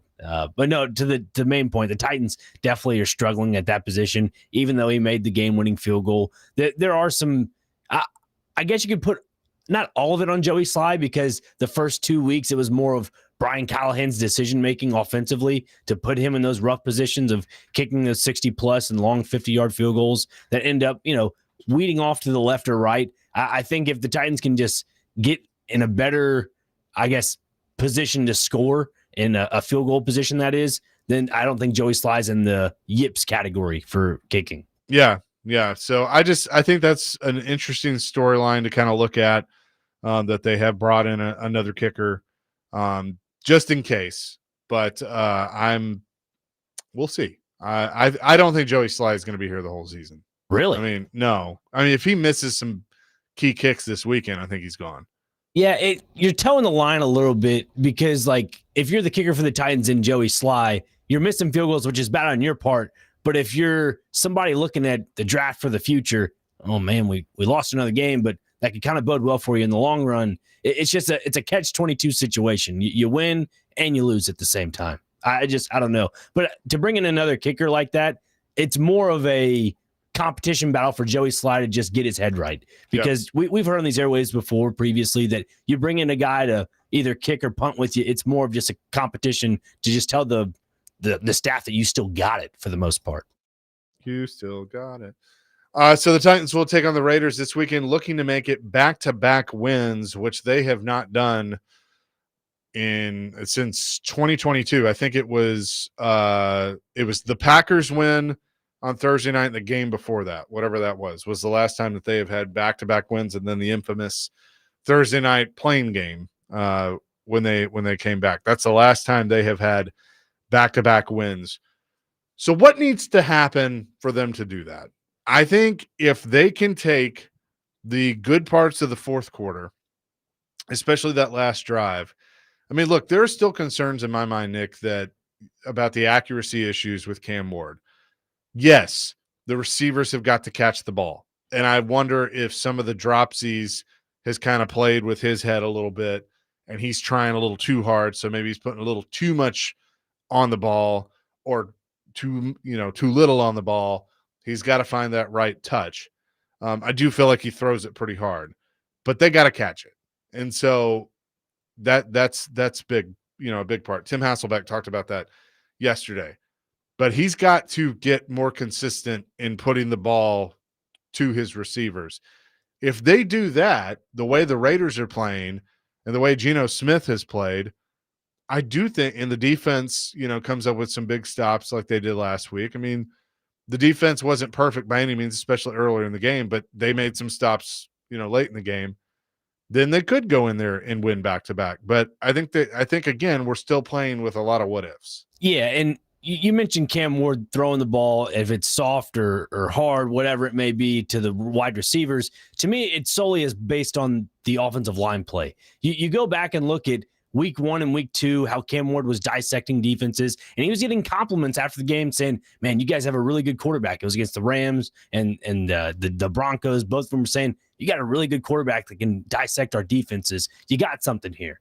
But when you look at that and you say the offensive line play was not great in those games, and you go previously looking at what this past Sunday against the Cardinals, Ali Udo playing right tackle and obviously Dan Moore Jr. on the left side. When you have your two anchor points on the offensive line that are actually contributing and giving Cam Ward some time, it's almost as if, and you made a great point about it, is that he's trying to, I guess, work in his brain that I need to take a little bit off on this throw or put a little bit more on the throw. It's to the point where there's too much going on in his brain. So I think if he just sets a reset button, watches some tape from Denver, and then goes in and says, you know what, I can do this. Go on with a little more confidence and throw the ball a little bit more. And I wouldn't make the adjustment of bringing Josi Latham back this week, because if you're going up against a team that's 1-4 like the Las Vegas Raiders, it gives more opportunity for Ali Udo to mature as a swing tackle where you can put him on the left or right side. Yeah. 615-737-1025. That's our phone and text line, driven by WilsonCountyHyundai.com. Does anybody believe that they can go out to Vegas and win this weekend? Because I think even after a not pretty lucky win is exactly what it was. I'm not denying that. But does that extra confidence make you confident that the Titans can go out there and get a win? I'm not there yet. I mean, I need to, there's a lot more that I need to see. Now, if Latham's back, that helps. I'll say another thing. Jim DK was named the special teams player of the week. That dude's he's going to score soon. And I even like some of the plays that they put him in at receiver. I think return guy is kind of his bread and butter right now. But I think he's going to find the end zone soon. Yeah, and with an increased role on offense, I think it gets him better accustomed to just getting more reps on the field, and you become more comfortable with the shoulder pads on. And if you end up using those jet sweeps with him on a consistent basis, being on the offense, I think it opens up the defense to be playing more of a base, and to the point where they can have to stay true to who they're, defending in some aspects. You could say it's man or, a small short coverage, something like that. But if you add Jim DK to the equation, it keeps the defense on their toes, and it opens up the back end of it. I would need to go back and watch his plays again. He was targeted 5 times. He only had 2 catches against Arizona for 17 yards. I think one of them was I remember, I think one was a bad throw, and then I think he did have a drop. So, I mean, again, you got to kind of look at everything in context, but he's a good 4th-round pick right now, I think. I mean, especially – look, as much trouble as this team has had with a return game, if they all of a sudden it looks like they have their return guy, then to me that's worth a 4th-round pick. Absolutely. And as long as you have that young core continuing to develop this season, like we all know they're not making the Super Bowl, just continually to develop is all you need out of these late-round picks. Right now, Femi Oladejo, I understand he's a 2nd-round pick. I know I'm jumping to the defensive side of the ball here, but you need to see a little bit more production out of him, because Jake and I mentioned on Tuesday, there's nobody else besides him in the following years to come. Yeah. So if you can get good production out of those late rounds, and also including Femi into this equation, because I think he was a little bit of a stretch of a pick in the 2nd round, you just need to see more of that. I would agree. Femi's been a disappointment to this point, and I was afraid that that's how it was going to be, because I don't know, that one could pay off in the future, but right now that's a reach on a 2nd rounder, I think, but we'll see. Kuharski says L'Jarius Sneed, Tony Pollard, Tyler Lockett didn't practice today due to rest, so non-injured. So starting to see some things coming out with the practice report. So we'll see if Latham was out. I would assume he would have put Latham in that tweet. So I guess Latham was out there, if I'm inferring that correctly. But because Brian Callahan said earlier today that things were looking positive, I think is the word that he used, about Josi Latham. So we'll continue to watch that. And coming up next, I do want to address the player that was waived yesterday, because I saw some interesting things on Twitter, and just finally putting a bow on that chapter with the Titans. You're welcome to weigh in as well. 615-737-1025. 1025, driven by Wilson County Hyundai.com. Chasing Big Joe on this Wednesday, 1025 The Game.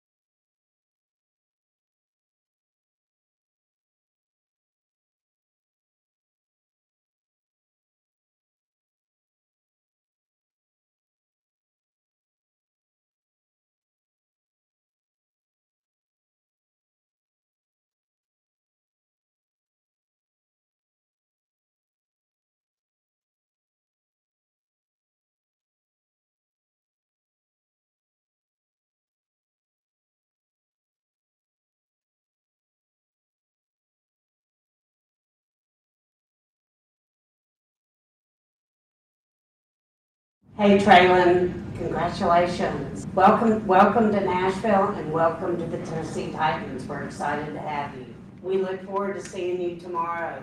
You're going to love it here.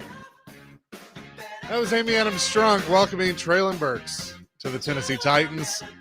I don't know if she called him again to tell him good luck, but he was waived again yesterday. He's officially off IR. The Traylon Burks era is over with the Titans. And I thought it was interesting. I saw some people on Twitter, back here on Chasing Big Joe.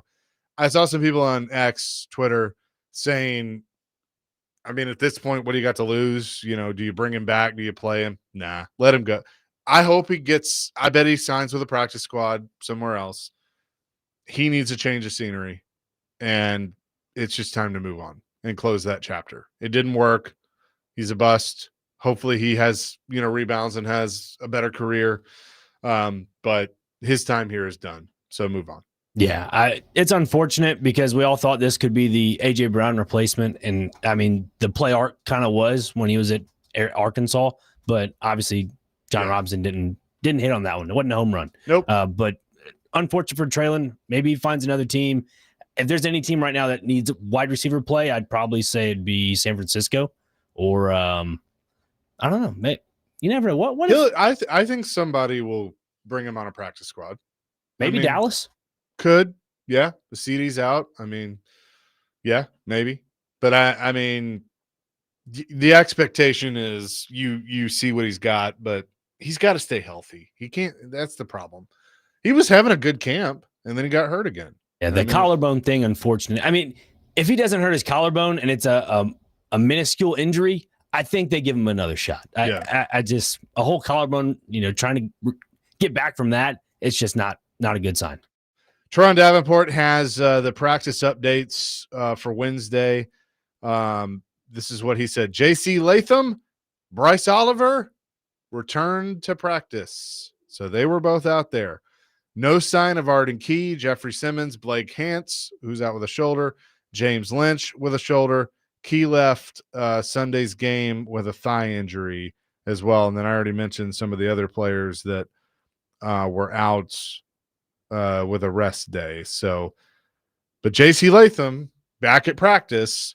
We'll see what the injury report says later today. But, man, if they have him back, it's huge. I think that would be really big. I think that means Cam Moore can finally stay a little bit more consistent in the pocket. Not all these off-script plays have to happen anymore. PK even asked about that a few days ago was, what can you do to kind of eliminate that? And it's primarily just keeping a clean pocket. Well, and the other thing, too, is the offensive line had their best day in 3 years. I mean, if we're just being honest, they had a really good day. If they could continue that and you add Latham back to the mix, then all of a sudden we could be having different conversations because the interior line did really well. Dan Moore had a good day. And if Cam has time, now he still takes too much time. I was standing there watching, especially in the fourth quarter, and I'm going 1 Mississippi, 2 Mississippi, 3 Mississippi, go. Like, get rid of it. If it ain't there, it ain't there. See what you have for, if you can get 2 or 3, 4 yards with your legs, then take it or get out of the pocket and throw it away. I mean, but he's got to learn that. And look, on some of those plays, the receivers weren't getting open. Like there were several times they pointed out on the broadcast that there wasn't anything there. There wasn't even a check down. Like there was nothing. So you have to, as a quarterback, you kind of have to have that in, like you got to know when you're defeated and it's not there. I love the moxie of wanting to make a play, but if one isn't there, then you need to take the L and live to fight another day. Yeah, and I think bringing Tajay Spears back in the fold with all of this, you can kind of open up more of that opportunity of if there's nothing there, we can do a check down to him. And or if you put Pollard and Spears in a set with them in the backfield, then there you go. You have 2 options to check down to instead of just one.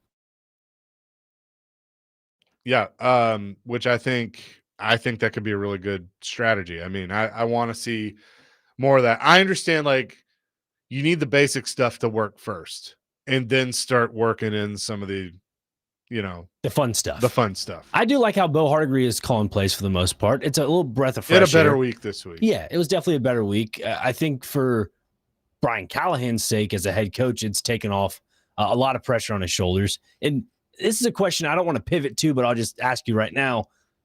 Do you think Brian Callahan can kind of talk himself, or I guess coach himself back into a head coaching position with the Titans next season?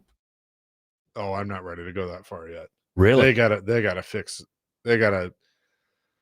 I'm still of the belief he's not the head coach next year. Right. But if they win 7 games. If they win, and look, if you remember, let's go to Cam Ward's up. Let's go to Cam Ward. After the win, you got to try to keep it as similar as it does every week, or how do you guys approach it maybe coming out the first one of the year?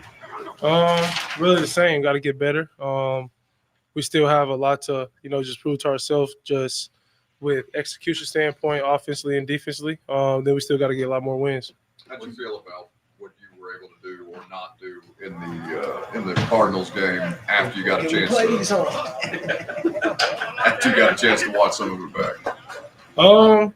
Just a lot of easy stuff that I miss personally, especially me and the receiver core as a unit. A lot of times just really just ball placement where I need to put the ball to make it a more catchable ball for them and a runner's ball for them. Put them on their chest, let them turn upfield and get some yak. So just continue to be accurate, and then all of us taking accountability and trying to get better every day. What did you guys feel in those last? You went from those first 10 drives really not accomplishing a whole lot. The last 3, you guys were moving the ball with ease. What did you feel changed?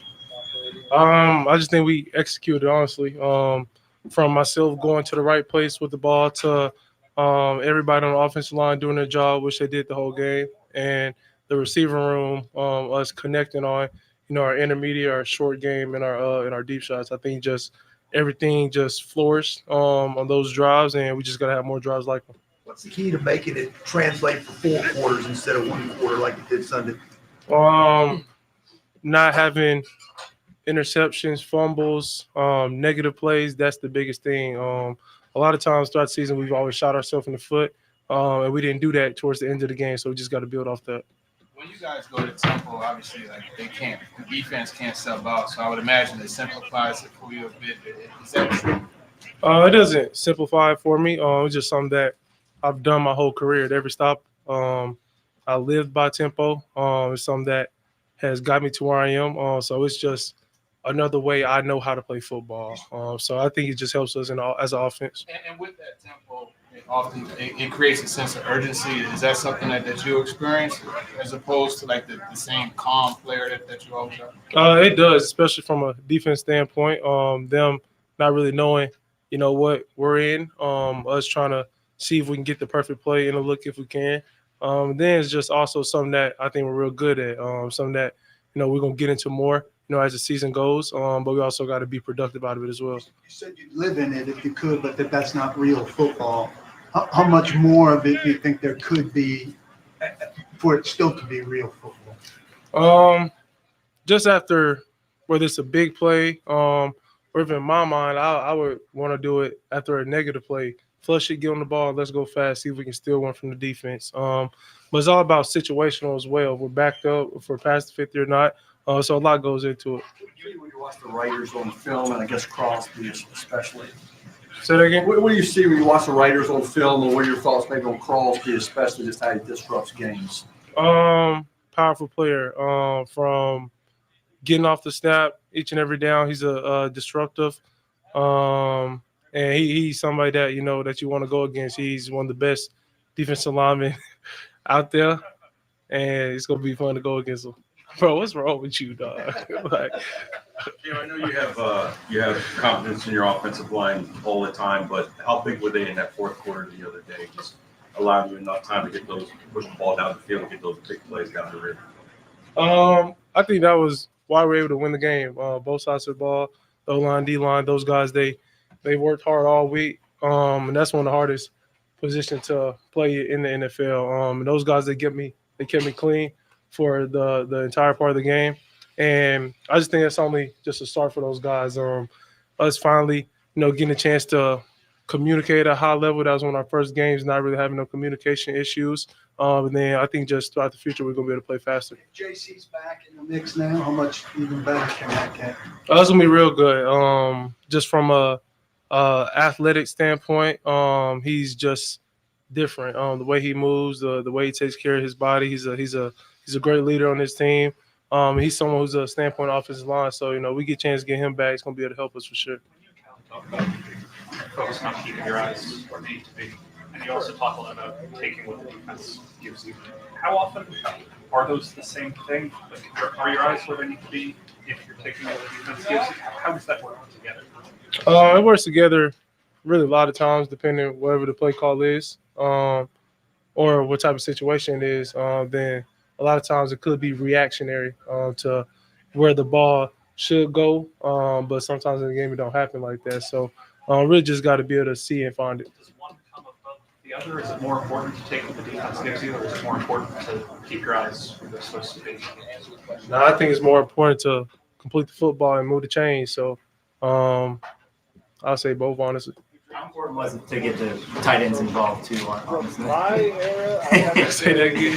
The tight end involvement on Sunday with Chig and Gunner getting them involved offensively too. Real. I would say, especially from I think I haven't gave them enough chances this year, which I did this past week, and they seen what they can do, especially after the run, getting us those yak yards. So we got a very talented group of tight ends, but we just got to continue to feed them, continue to get them more involved, and it's going to continue to help us. Gunnar has said that that throw to him that she had the 90-yarder that set up the touchdown. He said that was something you saw Seattle do against the Cardinals. How does that process work for you? Like where you see something and then you work to get it implemented into the game plan? That's why I think the best thing about just myself and the offensive staff is that we really see the same stuff on the field, even in the film room. So a lot of stuff that I think they are already thinking as well. And then I just think it's just really me and Gunnar just knowing what we're both good at, type of throws I'm good at making, and what type of routes he's good at running. His catch rate is ridiculous for his size, and so it is good to get him the ball, but we're gonna continue to do it. One thing you told us a couple of weeks ago was that you knew this thing would work because when you went back and watched the film, you'd see this guy was open, or if this had been done, this would have been a big play and things like that. Did you ever get frustrated with yourself or the process while the team was struggling as bad as it was? A lot too, because a lot of stuff is stuff that I can control from where the ball should go every play. Then also some of the reaction stuff in the pocket I didn't need to do as much movements, especially early in the season. So I think it's just stuff I'm getting better at just day in, day out in every game I play. But it's something that, I got to get better at fast and, keep on being consistent at it. Appreciate you. Thanks. That is Cam Moore, Titans quarterback, addressing the media after practice today. You can just tell, even with him, after a win, a little more laid back. You certainly can feel that. We'll react to some of the things he had to say coming up next. Adam Vingan is going to join at the end, and he's going to be our Celebrity Birthdays anchor today, so you and I can continue our competition. That's all coming up here on Chasing Big Joe, 102.5 The Game.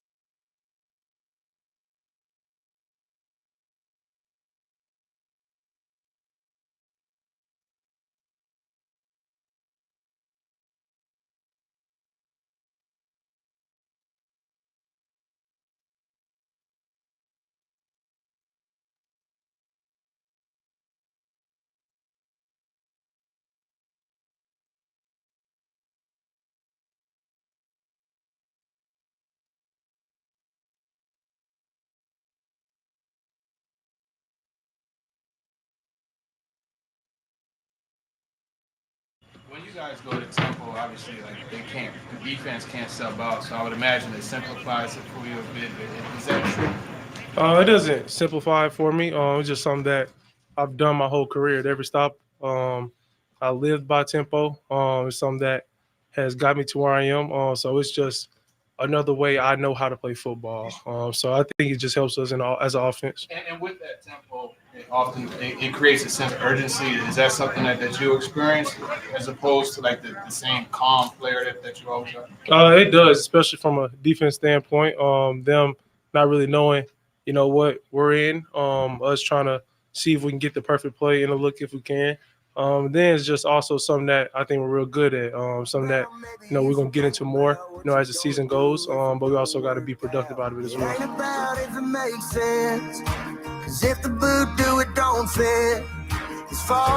Chasing Big Joe, 102.5 The Game here on this Wednesday. I always like this song. Dr. Crane likes it back there too. That was Cam Ward though, on the tempo. And look, I want to see them use more tempo. That should be the plan. If they can just get some of these little things figured out, go in more tempo. And I think that's his game. That is the type of quarterback you saw at Miami, at Washington State, Incarnate Word. And if you can do that, then you could start to get things going. But the little things have to work first. That's kind of been the issue. Yeah, and I mean, I think PK followed up after all that. Was like, you can't live in the tempo, and when you can't do all that, obviously it's joking decides to matter. But Cam Ward can kind of live in the tempo a little bit. If it's me, I mean, I think whatever got him here, which was the tempo, if he can live through that, I think he can get him further in his NFL career. So TD posted a video of, there was a point in Cam Ward's press conference when he was like, "What's wrong with you, dog?" or something like that. That was Xavier Restrepo walking up and I guess trying to ask a question in camp or in the press conference. There's something there. I know you're gonna. I think by the end of the year you're gonna see it. Yeah, probably around maybe week 12, week 13. Yeah, it'll be towards the end of the year. You asked me something earlier though about Callahan.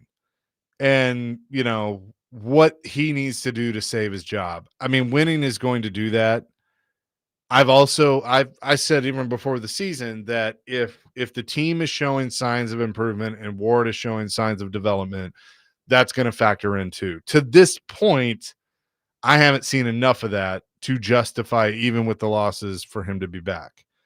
But yeah, if they string two together, last week and this week, if they beat Vrabel, now that might do it. but if they beat Vrabel or they're respectable against Vrabel, then that can't hurt. I'm still not. I still think he could get fired this season.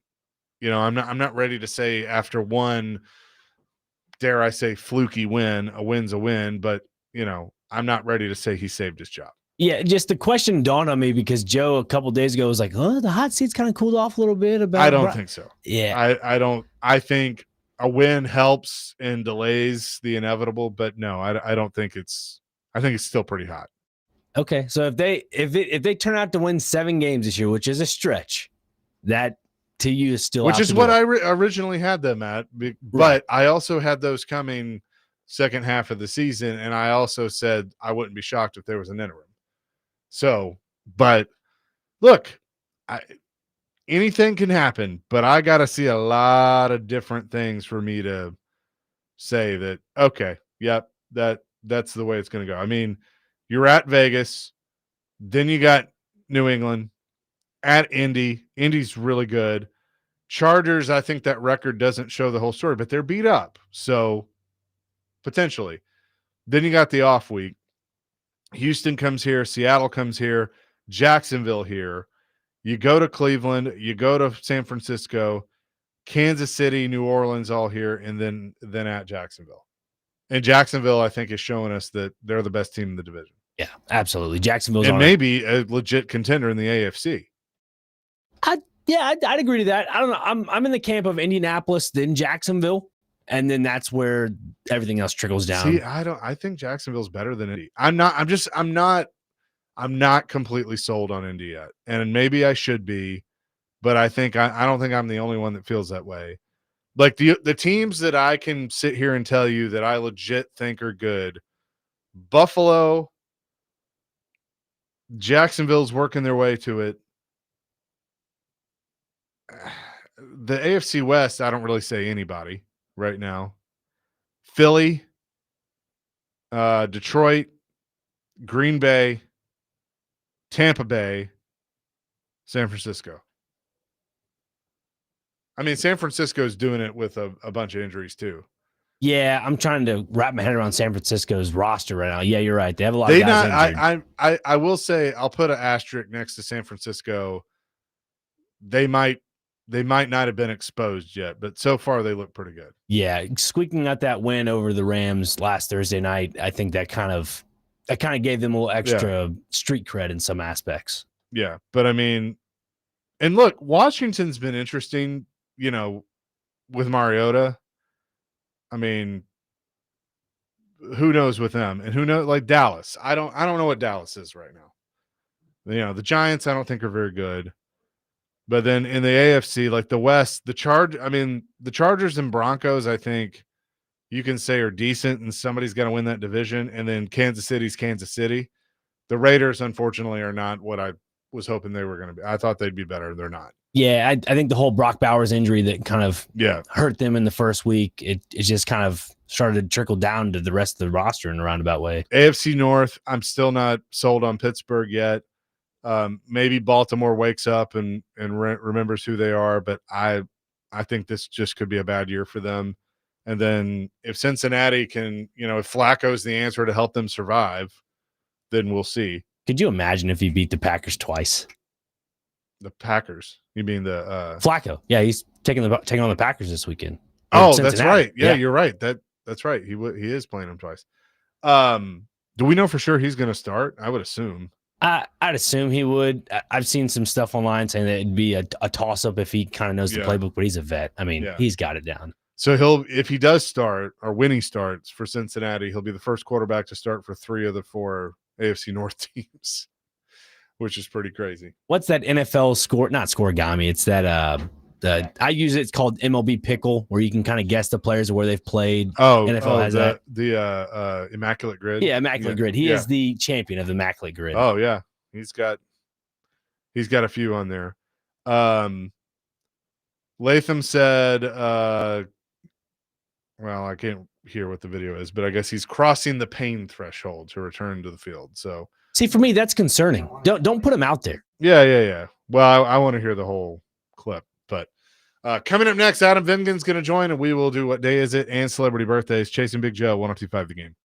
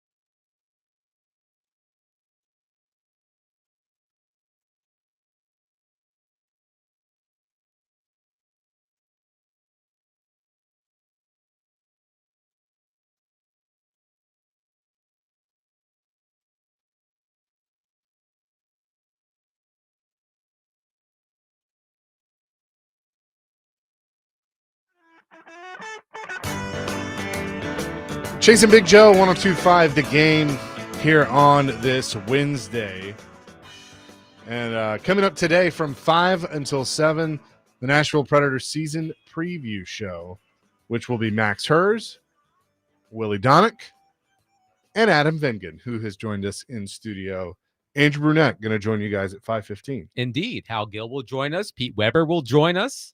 A lot to discuss with the Predator season opening tomorrow evening at Bridgestone Arena against the Columbus Blue Jackets. So a shortened version of DVD today from 3 to 5. Preds preview show from 5 to 7. I had a really good conversation with Roman Josi today that I you heard. can check out on the podcast as well.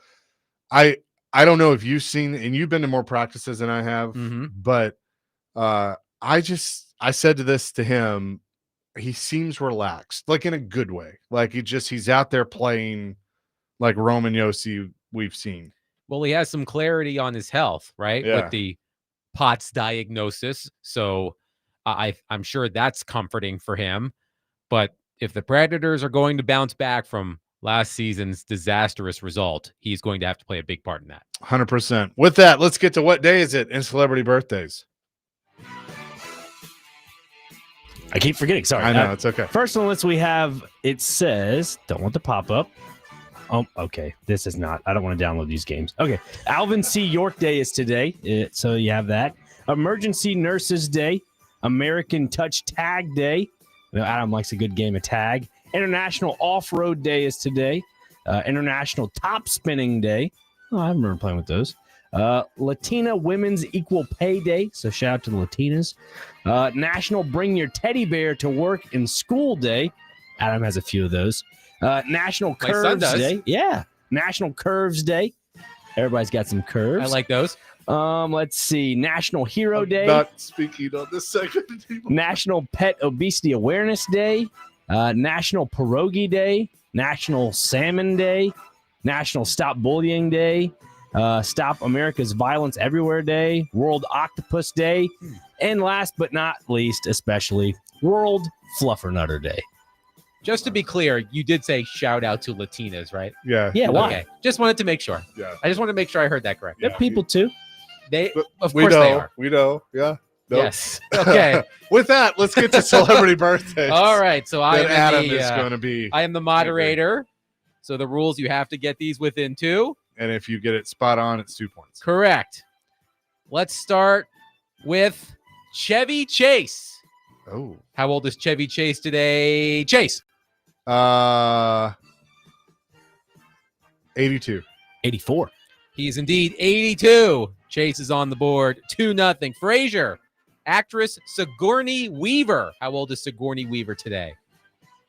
67. It's a good guess. I'm going to say a little older. 72. She is 76. Wow. Bruno Mars. Renaissance man. He can do it all. How old is Bruno Mars today? Chase, you go first. Bruno Mars. 38. 41. He's 40, so who gets that point? That'd be me. Him. He's closer. I'm one closer. Oh, that's true. Okay. I wasn't sure if his price is right. You can't go over rules. Nope. All right. So Frazier's on the board. It's 2-1. Okay. Who went first that time? I did. Okay. So Frazier. Matt Damon. How old is Matt Damon Oh. today? He's got to be in his like late 50s, right? Let's go 58. It's a really good guess. 57. He is 55. Chase is up 3-1. Chase. Saturday Night Live alum Daryl Hammond. How old is Daryl Hammond today?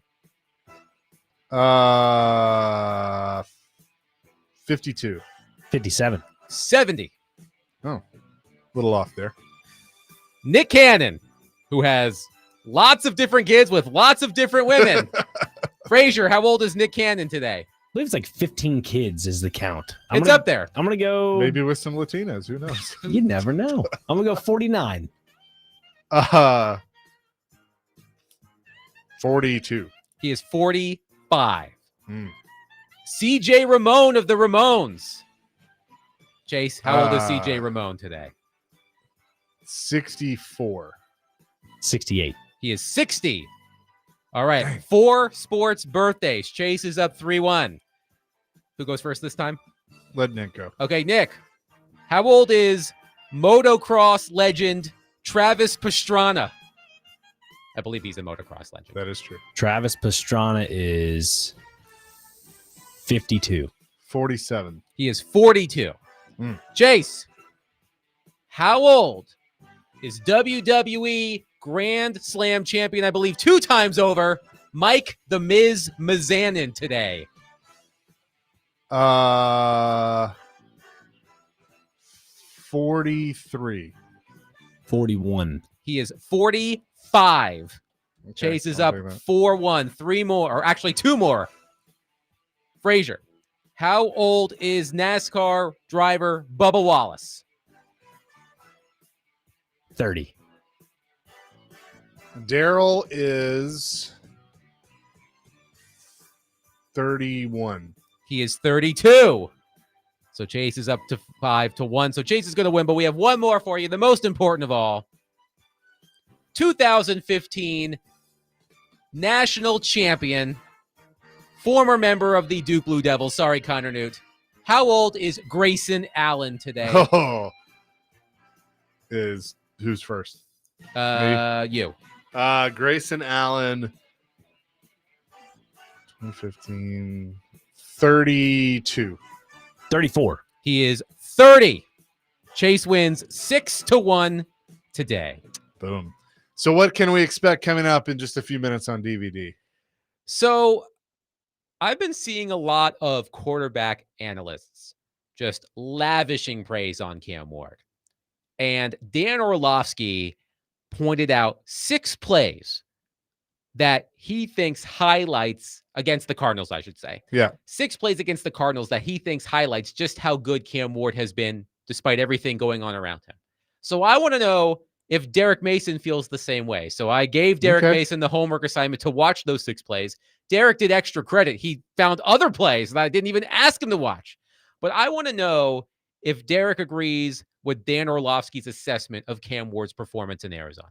Okay. I'll look forward to listening to that. That is coming up next. And as we end the show, always look, guys, if you're struggling out there, we want you here. You can talk to us. You can talk to someone. Call 988 on your cell phone. You can go to thegamenashville.com, go to the Chase and Big Joe show page and find the link to Unity Psych.